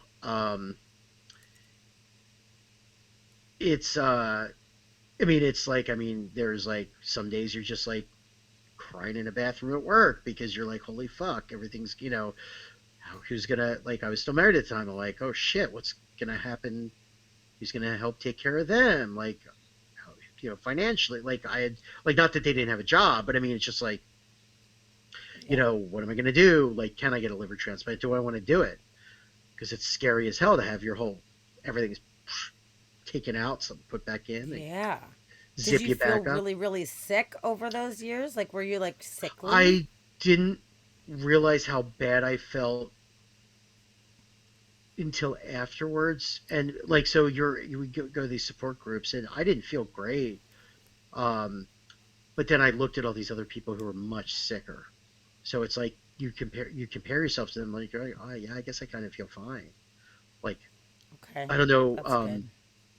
Yeah, I mean, I don't know if you knew Adam when he got a second transplant a couple years ago. I don't Yeah. know if you had seen him. He was yellow, like bright neon Yeah. yellow. Like my Yeah. girlfriend met him and thought he was wearing Halloween contacts and makeup, and I'm like, Oh my you know, God. yeah, he made it like down to the wire. He was not going to make it that week, and he got a transplant. He's doing Oh, better than thank ever now too. goodness. I am So so glad. I haven't That was talked to really him scary. forever. I've I been miss watching I him on Facebook and I was like, oh God, like Yeah, so any day now. it's like I didn't go through that, but I was going through chemo and all this other stuff, and I just felt like shit. And like I'd get home from work at 4 o'clock, go to bed, just fall asleep on my couch, you know. So yeah, I Jeez. mean, it was very, very scary, and at some point you just do it, or at least for me, I'm just like, fuck it, I'm gonna do it. I didn't really have, and I was divorced at the time at this other point, and I just kind of do it. I'm like, I had some really good friends who helped me out, would take me to appointments here and there. I really didn't tell a lot of like talk about it too much, like with like the daily stuff. I just go deal with the appointments. I didn't have people going with me. I didn't want to deal with it. They look, when Yeah. you tell people what's going on, they look at you funny or they apologize, like, "Oh, I'm so sorry." And I'm like, and I fuck with them, be like, "Oh, wait, you gave me this cancer?" Or they'd look at you like, you know, Fuck. you How did it know, affect your life, though? How did it affect the way that you lived your daily life and how you saw the world and what you wanted to do and just your perspective? Like, how did your perspective change Well, in the that's when moment? that's one of the reasons like I wanted to get out of the field of work because the field of work dealt with a lot of chemicals and stuff. Um, yeah, I don't know how to describe it. It was weird. I mean, it shaped who I am, so I guess it's okay that it happened. Like in hindsight, afterwards they found out that the tumors may have been benign the whole time.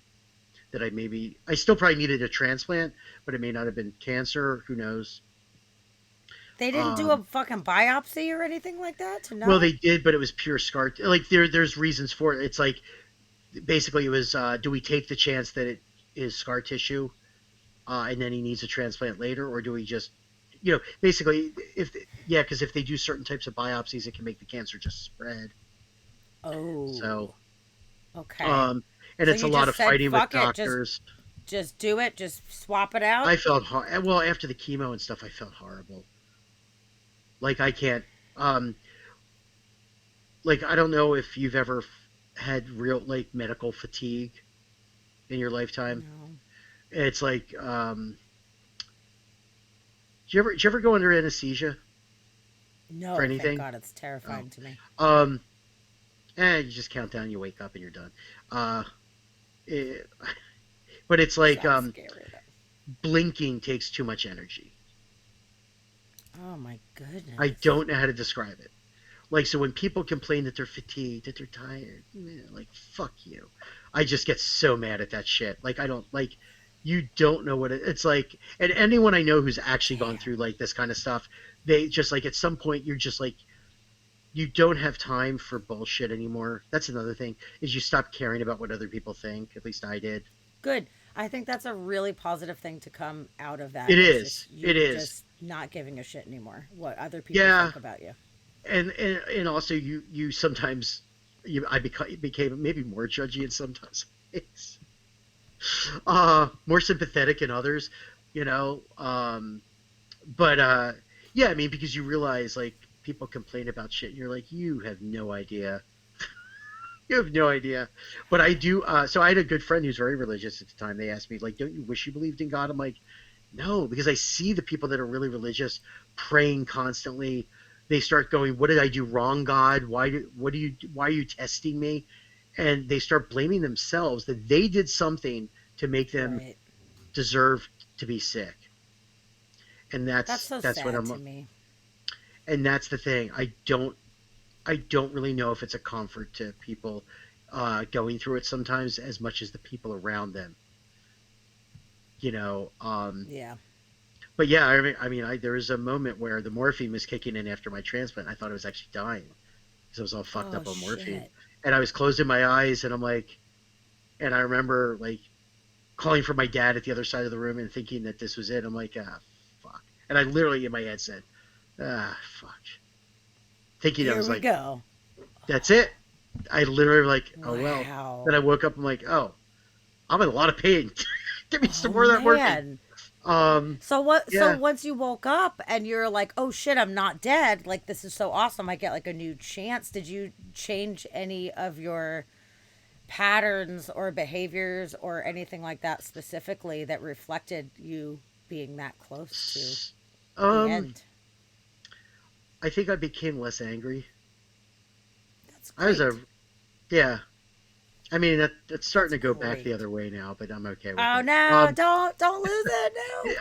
I think yeah. I mean, I think yeah. I mean, things definitely changed. Um, yeah. I don't Does know. it make you more scared with COVID knowing that you have, you know, Yeah, it makes that me you went angry through about something stuff. like that, like it could actually affect you more because your body Yeah, is not yeah. tip You top. wake up in ICU for a day or two with tubes up every orifice, and I don't want to do that again. I have so I actually have PTSD, and it's from waking up in the ICU and when they were pulling the tube out, a piece broke off, and I started to choke to death. Oh And I fuck. didn't realize I had PTSD until after I was better. I started trying to do things that I was normally scared of, and I'm like, well, scuba diving seems terrifying, so I'm going to get certified. And after I got certified, the next day I went for a dive, and I never liked it the entire time I was doing it. I'm like, I don't really think I like this. I had a panic attack and started getting flashes to when I was in ICU, and I'm like, oh, I'm done. Oh Um, man. and so when I Ugh, get that people who tell sucks. me they have PTSD, and I'm like, oh wait, so you don't wear a Halloween mask, you don't wear a hoodie, like I'm like you like I do get some people do have PTSD and they can't wear masks. I get that there are some people, but um, there's a certain set of people that I'm like, nope, you're full of shit. I can tell right off the bat by the hat you're Sure, wearing, sure, sure. and if you guess it's That's true. red and it says MAGA on it, like bullshit. Yeah, Maybe yeah. one out of 100 are you do have PTSD where there's a specific thing, but like I already instructed my employees if someone shows up with a mesh mask because I've seen people out in public like that their way of going, I'm wearing a face covering. Tell them to go fuck themselves and never come back, and I'll just give them a refund and slam the door in their face. Like Yeah, no yeah, discussion. yeah. I No, just just making fun of it like that, that's ridiculous. no That's because when you crazy. come out of transplant, you're on these immune suppression drugs, and if you get a cold, you're in the hospital. If you get the flu, you're going to die. Period. Because you have Fuck. no immune system when you come out. It's like people who so there's a fear those first 3 4 months after transplant that I cannot describe. That when you're in like somewhere and you hear someone cough, you're like, you literally freeze and want to throw up. And this is like I don't know Oh how to my describe it. god. So now imagine getting through that, and you kind of are okay with it, and then COVID happens, and you got people who just like don't get it and don't Yeah, believe it, and yeah, like that's where I do get crazy. worried. I will be one of those people who like loses it at a place if somebody without a mask comes too close. I've already blown up at like people like uh at a supermarket who worked there when they weren't wearing a mask. I'm like they were like coming over to see how I'm doing. I'm like backing up. I'm like, you need to get the fuck away from me. Like I was very loud about it, and like they were like, Good for well, I'm you. vaccinated, and I'm like, I don't give a fuck. Get out. Go away from me. I'm like, dude, I am wearing a mask because I don't want you close to me. If you can't take that, you're an idiot. Yeah, it's just like Yeah. No, that's because fair. I don't think I would make it. I already know two people who were transplant patients who didn't make it from COVID because they're on immune suppressed Oh. drugs. I already got my third shot, thank God. But um, if you don't want to wear a mask, you don't believe in it, then stay home. I completely agree with you. It's like the Because people there's people complain. like you. You just look like a regular dude, but you are, this a more it's sensitive case, and people the wouldn't even know same that by people looking at you. the same people that are saying, well, if you have COVID, you should stay home because if you're or you're if you're suppress susceptible to it, you should stay home. Well, you know what? Now 70-80% of King County is vaccinated, so democracy rules. If you don't believe in this stuff, you stay home. And why is it Yeah. always the fat old people that are saying this? Like my neighbor here. he's like talking about, this stuff, and I'm like, and I had to bite my tongue. Because he doesn't believe in this. He's like, well, people should just stay home. I looked at him thinking, I just want to say, dude, you're old and fat. You better run upstairs now because you're really susceptible. Like, Yeah. No shit. yeah, it's just Okay, so like, speaking of COVID, and obviously it changed the world, and so yeah, many places shut down, so many businesses went out of business, had to like figure out different ways of doing things. Restaurants had to go to go orders, whatever. yeah, Your escape rooms, you had just put all this energy and effort for yeah, a year or two or whatever getting sure, these escape rooms going, and now fucking COVID, people can't come into businesses. So I want you to explain how you transitioned sure. from actual escape rooms into virtual escape rooms, which I think is brilliant, by the way. So I will say, before anyone called it COVID, I think all my staff at me and one other person had it, because like it's over like a month of January in 2020, all my employees were out for almost 2 to 3 weeks with like Oh, with it sounded like wow. COVID in hindsight. So Wow. right about the weekend that they shut everything down, we had already decided with COVID that we're going to shut down, and I went into a depression. Spent about 2 weeks. Just I bought a Switch and I stayed inside and I didn't do anything. I just watched TV and it was glorious. And then I Awesome. needed to. I'm like, all right, um, I need to figure something out. And some people, one or two people, were doing these remote rooms, and I talked with them, and they basically helped us get our Evil Dead room remote. Um, and I ran Evil Dead myself for maybe 2 months, 7 days a week, 3 to 5 shows a day. It was very surreal being stuck in the same area every day by yourself in the middle of the world ending. And it was doing really Shit. well. We were the first one of the first people to actually have characters we played. We gave people costume ideas, drink recipes, and we wanted to make it a party because I knew people were at home and life sucked. And if they can't forget about shit going on, then we need to make it this could be the one event they have this year. And Totally. we had people play from all over the world. I remember there were some people in where the big protests were, and that guy was murdered. Was it Minneapolis? Like, Yeah, oh my god! Minneapolis.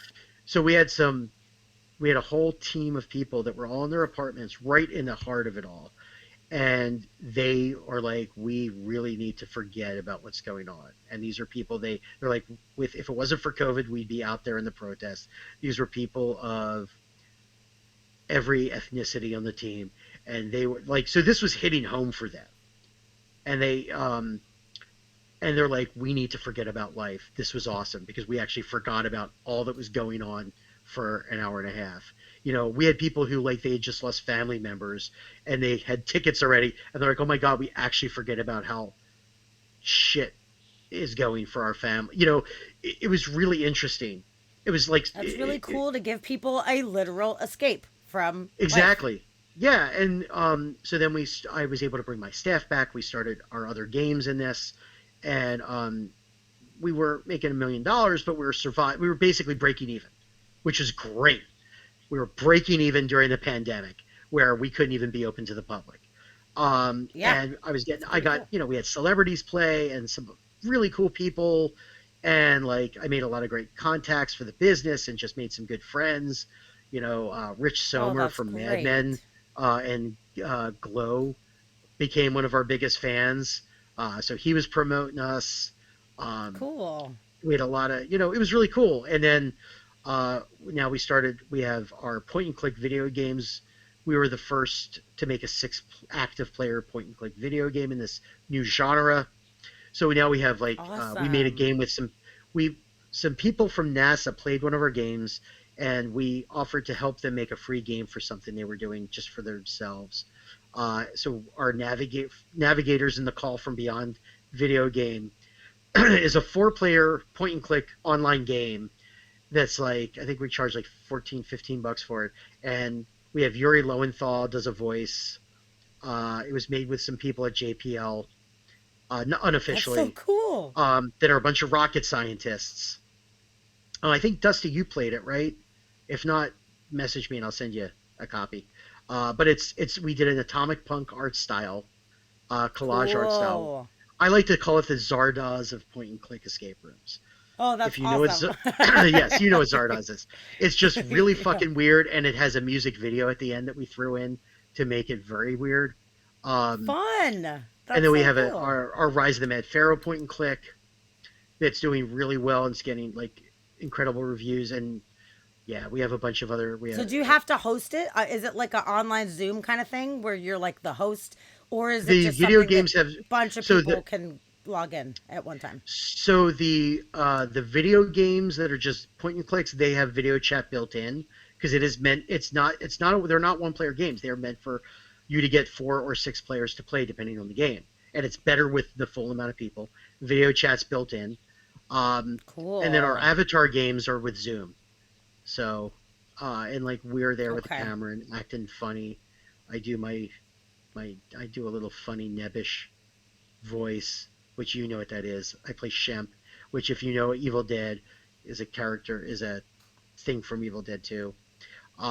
But yeah, That's so so they fun. did great, and like we won a shit ton of awards, and it's like it's my crew. It's my crew did such an Awesome. amazing job, and that's like got us now. We're really busy, so we've been making people wear masks the whole time.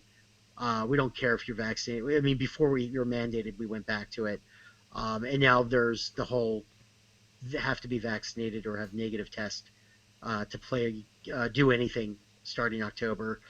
Um, Okay, we'll so see if that's it cool that you are open again. Like the actual physical place Yeah, is open July was our again. busiest month since our second busiest month since opening ever. Last month and this month Wow. have been doing pretty good. Um, but I mean, we also clean the hell out of the rooms. All my staff is vaccinated. Um, Everybody wears masks. We still do distancing. We just want. I mean, nobody should get sick over a stupid game. Like, I'd rather go out of business than one of my crew gets sick. Like Yeah. God, Yeah, I for couldn't, sure. I could, yeah. So that's been me and the other owners. That's been our philosophy is I'm so glad you're the being so business, safe. the It's great. business. Well, I don't want to get COVID. Like, I don't want to give, get a bunch of people even the flu. Like, over a game. My business isn't Yeah, that important. Like, I'm not that important to give somebody a potentially fatal disease. for I mean, there's sure. a few people I Do wish you would get it. Trump? Yeah. Do you feel like you have had more people coming in for the live versions since you have been doing the video stuff? So that way people are like, I can't It's wait to helped come in real life? it's helped our SEO a lot. It's just helped our Cool. web presence. I also hired a really good web SEO guy and ad guy because we needed it. And that's really a big thing. But yeah, I mean, yeah, we've been really busy. We have, like I said, our holiday game with Cecil Baldwin coming up. That's going to be. I've already heard the voiceover that he did. He's such a nice guy too. But I mean, we get him. We got the guy who does all the Spider-Man voices for the video games. He was Ben. Cool. Yeah, Yuri was Ben 10, and he's in Naturo. He does our Professor Nobi in Evil Dead, and does our some other voices for us. Um, we That's have. Oh yeah, so I cool. was about to say we have somebody else doing a voice. I can't talk about it. Yeah, we've got secret projects in the next 6 months. We have something really a couple huge things happening. Plus our Arkham Horror Room. Yeah, but I mean, it's just I have a great staff. They bust their ass. I mean, I That's just like I so don't really do a awesome. lot. I don't run games that much anymore. I don't really do. I do some of the designing. I like just I've had to learn to delegate.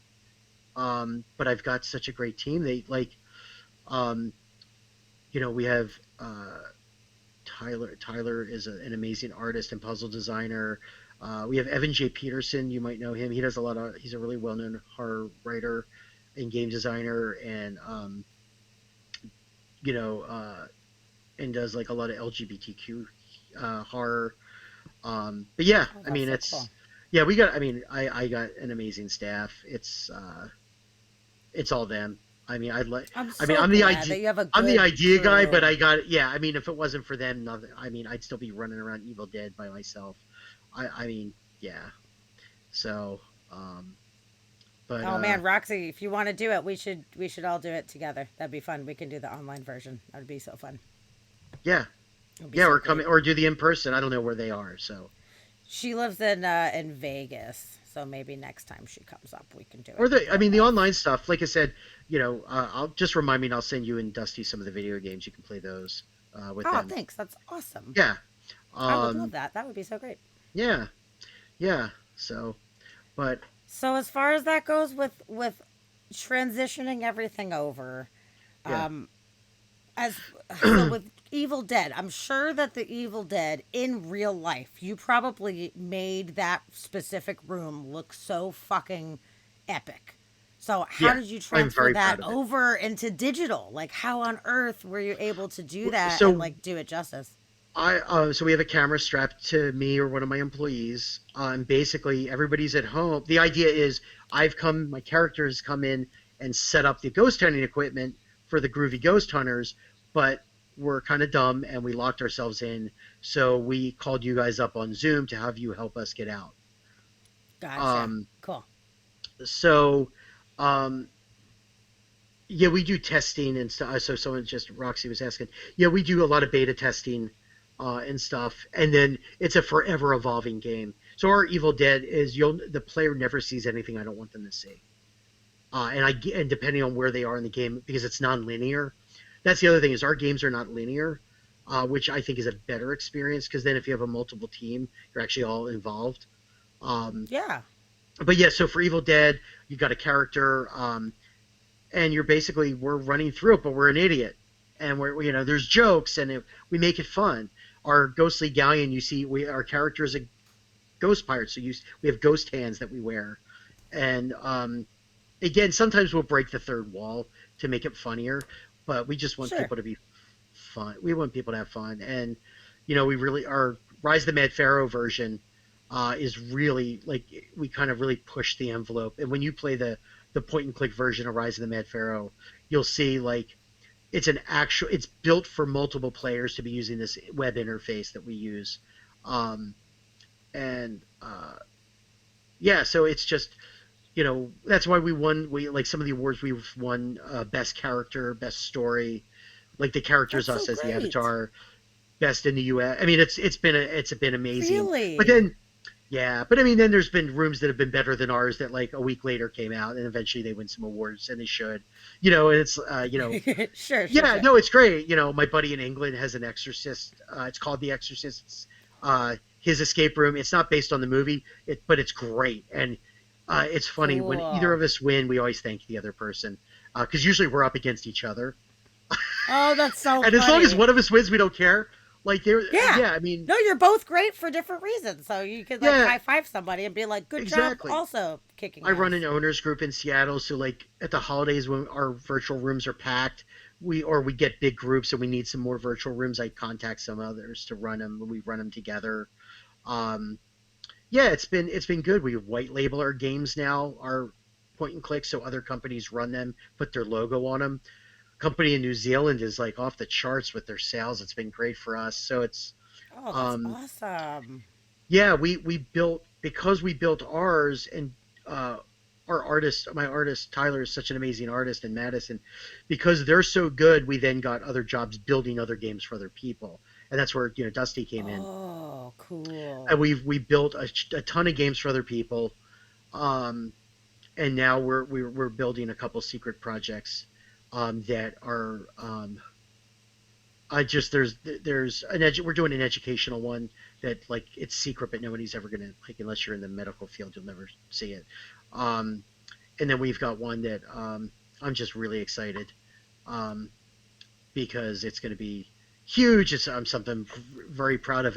If we can pull it off, it's something. Oh man. We've come up with a new genre of game. It's a multimedia genre thing that we'll see if we can. I mean, we can do it. It's just there's deadlines and COVID and this and that. So we're just Sure. Um, No, yeah, that's exciting because last time you told me something really exciting was coming. It was the Evil Dead, but you couldn't tell right. me what it was. You were like, "You're gonna freak out, I and it's know. gonna And be so you haven't fucking played it yet, have you? badass." You haven't played it yet, No. have you? Gosh, you gotta. Mm-mm. How Well, did you get that contract? How on earth did you get Evil Dead 2? Because you were like, "There's a I lot of like so paperwork and shit. It's crazy." it was my buddy Steven Susko, who is in the film industry. He wrote The Grudge and like Texas Chainsaw Massacre, the story, like for the remake, and he's written a bunch of big films, so he knows the industry. Um, he gave me some tips on how to do it, and then I think it was him or Ben, my other buddy. Someone gave me an intro because I mean it's not easy to find, and then it's a lot of money and it's a lot of red tape. But like our Arkham Horror license, based on the board game, which is like Mansions of Madness and all that, that's even harder to navigate. But it's that game that we're building is going to be incredible. It's Oh going to be so much better than man, anything we've ever built. Um, really? That's gonna be like yeah. the creme de la creme of your work. You think? Yeah, we've already got some really amazing voice actors lined up. We're doing some things that nobody's ever done in escape rooms before. Um, one of the things we were gonna do, but we couldn't. So I can just tell you finally, we were gonna do try to make a monster with ferrofluid, which is the magnetic fluid. Oh, Um, yeah. but it's not stable enough and it's too expensive to do it. We had a whole way to use electromagnets to make it do patterns and spike up and do things and move across. Oh We could do it, man, that would have been but so the cool. R&D would have killed us financially. Um, Yeah, that's too so bad. right Cool idea now, though. Very yeah, cool. right now we have a new space and we're just getting set up to do it. So Roxy, if you like Arkham Horror, the board game and the card game, not Batman Arkham for everybody who's listening. Um, we're doing Shadow over Innsmouth, minus the racism. Uh, Racism free. yeah, That it sounds is. good. Well, we're doing the Arkham Horror version, which they've for good reasons have gotten rid of the racism, uh, and Good. it's going to be 70, maybe even a 90-minute game. There's some really things I'm really proud of if we can pull off, and I think we can. It's just different, and it's going to be very immersive, theatrical type thing. Uh, I learned a lot.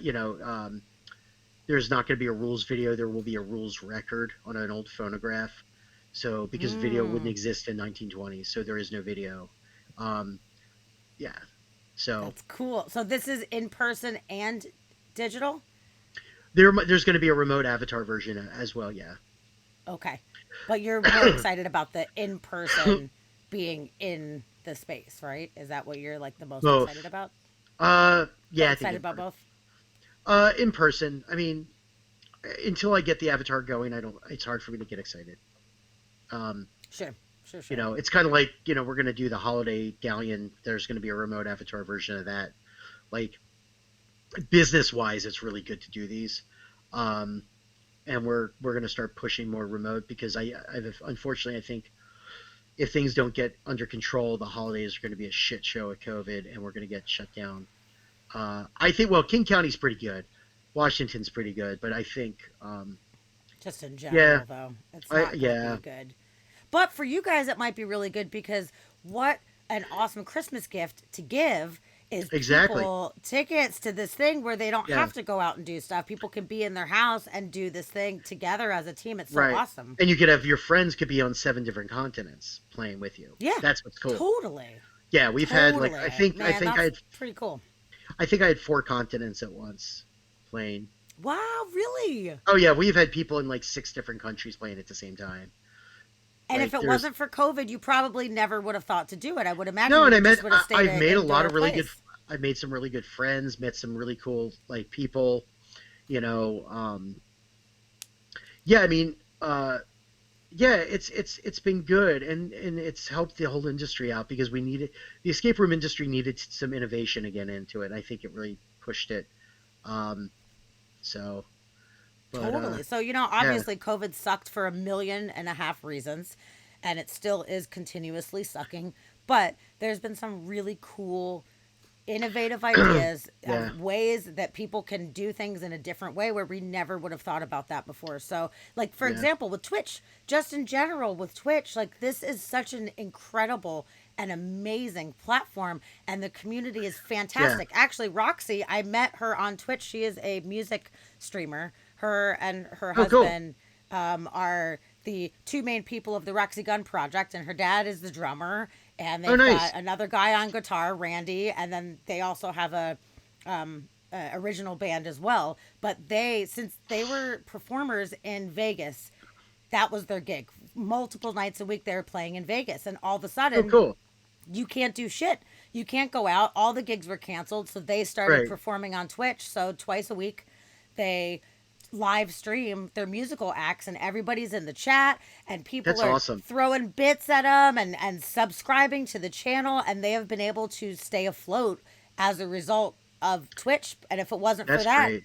it would have been fucked. So like some really Yeah. cool shit has come out of COVID, and people have found ways to make shit work. Now, not everybody. Some people that have very analog jobs, you know, like it sucks if you're a cook in a kitchen or whatever and you got laid off, or Yeah. you know, I mean, lots of different yeah. downsides, but it's Yeah. pretty I mean, cool. it's yeah. Yeah. I know some of my favorite musicians started streaming videos all of a sudden, like John Doe from X was like streaming every couple weeks, and I'm like, wow, I get to see John. I can just watch him on my phone while I'm doing something else, whatever. And Yeah, for it's sure. it's it's yeah. Best thing since Betty White. No, it's great. Yeah. Like, and just She's seeing still gonna people come outlive Twitch though. together, man. Um, She oh, knock probably on wood. will. Knock on wood. God forbid something happens tonight. And You guys yeah, are gonna feel Rox, we horrible. can play with Aaron Shea. Aaron Shea is also another streamer who is in Australia. And Yeah, we just have to figure we out could what totally time get her because in. that's all. The time zones are all fucked up. Um, That's but also true. yeah, I mean, it's like that was the thing. It's like I got all kinds of like cool people in the horror industry played. I've met like some like yeah, it's been great. Like Bloody Disgusting and all these big websites have played and like put us in their top 5 things of Cool. 2020. Yeah, it's very humbling. Oh, It's man. very cool. Um, but it's still And you might not that gotten that kind of response if you weren't doing digital for anybody in the no, because they've fucking heard world. about us and they've done like little things, but this time they could actually play. And then like then afterwards, like I mean, they would play and then be like, "Hey, we're gonna do a whole podcast on this and review." And like one of my employees ran one of their games for some I forget which one.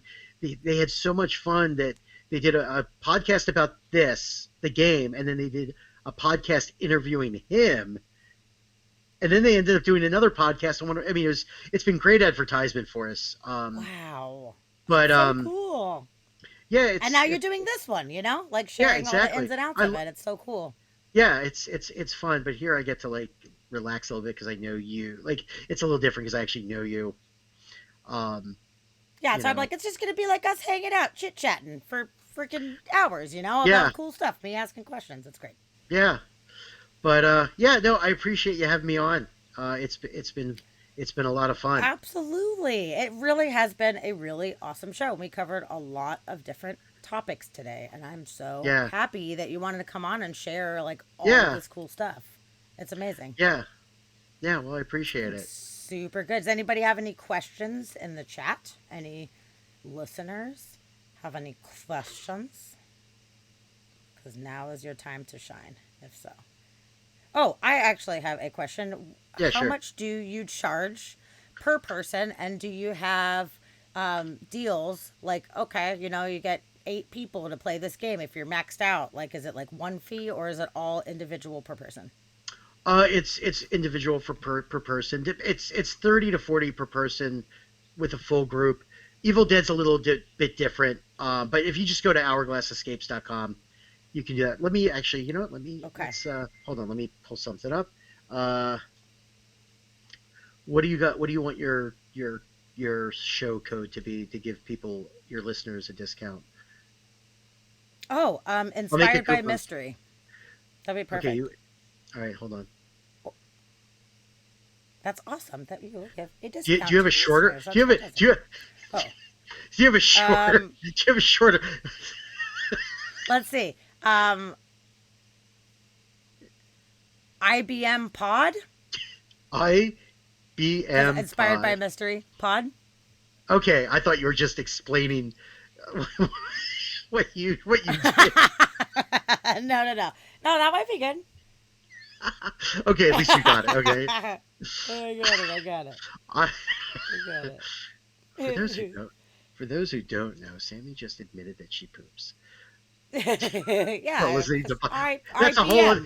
that's not a podcast. That's an OnlyFans, but that's a whole other story. Okay, so Or um, mystery pod or something, maybe? no, I just did IBM Pod because I think it's funny. Okay, cool. Okay, good. So let me Ah, just Steve get this up. Scott, welcome in. So, Aria Speedwagon and Styx, you went and saw them tonight? That's fucking fantastic. So yeah, That's awesome. IBM Pod is a 10% off code for your listeners Oh, forever. that's awesome. Thank you Yeah. so much. No, Yeah, we'll thanks for having definitely me. have to get together and do that. That'll be so Yeah, awesome. I just let really me know, look and forward to it. I'll set you guys up with a game. Just let me know. Oh, that's so cool. Thank you so much. We will definitely have to do that. We'll get a bunch of Yeah, us that were on tonight to yeah, do we that. could do So, it. I all could do it right. early for your Australian friends too. Like we just do something during the day and just set it up. Oh, that sounds so fun. Okay, we'll figure that out and we will let Yeah. you know. Ooh, Roxy has a question. Do you currently have a list of ideas, themes for new rooms, and what are the chances of potentially franchising or expanding to other places such as Vegas? So we almost went to Vegas. So right in the beginning of the pandemic, the people from Area 52, I think it's called, in Vegas, where Meow Wolf Oh is, yeah, Area 15. Area 15. They approached us and asked us if we wanted to open up an escape room next to Meow Wolf inside there. But Oh they wanted my us to pay for god. Yeah, but they wanted us to pay for it. And I couldn't get an investor quick enough. Damn It it. was too Cuz expensive. dude, And we we were went really maybe worried. like 2 months ago Yeah, to I Area saw. 15. Me and Was Dusty it went to go packed? visit Roxy. Was the whole No. place packed? I mean, See, it was now I'm glad I didn't do no. it because it wasn't packed. That's what we were afraid of, is There it was a wouldn't be busy enough. reasonable amount of people, but I would say because of COVID, it wasn't And that's scarily what packed. worried It us. was not. That's what Yeah. worried us. Yeah, yeah. Yeah, so I mean, there's a couple other IPs that we're thinking of here and there. But like, yeah, I can't really go. I don't want to. I can't tell those online because I might actually do some of those at some point. Okay. Got to keep the No, secret that's secret. well, I could maybe tell. at I some could tell point Sammy down that the when road. you guys play the game, I can tell you all those, Roxy. I can tell you those ideas. Okay. Okay. Um, No, yeah, I'm excited. I'm glad that you're doing so well, and you just are like keeping it going, and it keeps evolving, and you're it's like a yeah, freight train, yeah. unstoppable. I'm loving There's it. still days I want to just give it all up and get a job and just have somebody tell me what to do. Boo. I mean, I'll tell you what to do. You can pay Business me to tell owning, you what to do. uh, being a business owner, just like sometimes it's tough. I know. Yeah, But you have a good crew, so it's not all falling yeah, on your shoulders. So you trust everybody, yeah, which yeah, is huge. yeah. I do. So I don't know. And I just bought a 3D printer the other day, and I'm very excited. It's been a lot of fun. Cool. So Oh, that's going to be so fun. it has been so far. Sorry. Oh, this is so great. I'm so glad that you shared this with us. We're going to totally play your game. And thank you so much for giving us a discount Yeah, code. I think we should totally get a absolutely. crew together and do it. It'd be so fun. Cool. Well, thanks again. Poppy says thank Yeah, you. thank you. Thank you so much for Yeah, I being on miss you with us. guys. I really appreciate it. I miss you too. I would love to hang out with you one of these Yeah, days. We're all vaxxed up too. I think it would be yeah, really fun to yeah. go do Let's something fun. figure something out, or like, and once they do the vaccine mandate to eat inside, I'll be ready to go Yeah, eat we inside. can go get some food. Let's do that. I That'd be think that would nice. be awesome. We'll go have a dinner date. That would be fine. Yeah, well, Trudy gets back soon, Oh so yeah, I would love to get to meet her. Even if I met her many moons I ago, I think don't remember. you So I met would her love to be able to many. get I to meet her. think you did. I don't know. You know what? It's Yeah, I don't It's remember. been a It's been a long long time, time. but good. Yeah, We will definitely do it. So thank you yeah. for being on. I truly appreciate Thanks you being everyone, here for and everybody. yeah, I'll catch you guys All later. right. We All figure. right. Cheers to you. Take Bye. care. Thanks, Seth. Bye. Bye. All right. That was a fantastic episode. I think that was awesome. So now we are about to raid a friend right now, and Fetch Bug is on. So we should totally do Fetch Bug. Because she is the coolest. She has been doing makeup, which kind of goes perfectly with what we're talking about. She's been doing different cosplay horror makeups every Wednesday. So we should pop in and go say hi to Fetch and see what kind of makeup that she's doing tonight. So, Roxy, the raid captain of the universe, send us to the Fetch. Yay. Cool. That was great. Seth is fantastic. He's such a nice guy, and he's done so much cool stuff in his life. So I'm glad that he came and shared all that with us. And anybody that is interested in the chat right now that wants to do the virtual escape room, we should totally do it. And it'd just be hard to pick which one because there's so many cool ones. I mean, the Egyptian one sounds like right up our alley, so I might have to vote that one. But the Evil Dead one is also up our alley too, which would also be good. I don't know. Maybe we can do two. We'll work as a team. Sounds fucking great. Wonder how many countries we could get on at the same time. That would be very hard with scheduling times for everybody. That's pretty true that it would be hard, but we'll see. We'll see what we can do. We shall see. All right, get this little raid going. Roxy is on it. Here we go. All right, thank you everybody. Just a heads up for everybody, next Monday I'm having to take off because me and Dusty are going out of town. So just so everybody knows, sadly we will be missing next Monday, but we will be back next Wednesday with Ryan Henry Ward, my very dear friend, and it's going to be a huge, really fantastic interview. So please make sure that you guys show up next Wednesday. So we'll see you later. Mod love to everybody. Mod love to Dusty and Roxy. You guys are the best. I love you guys. So we're going to raid it up. Let's do it. I'm ready. Got my raid pants on. I'm doing the raid dance. Oh, you'll be seeing Alanis and Garbage. Cool. Awesome.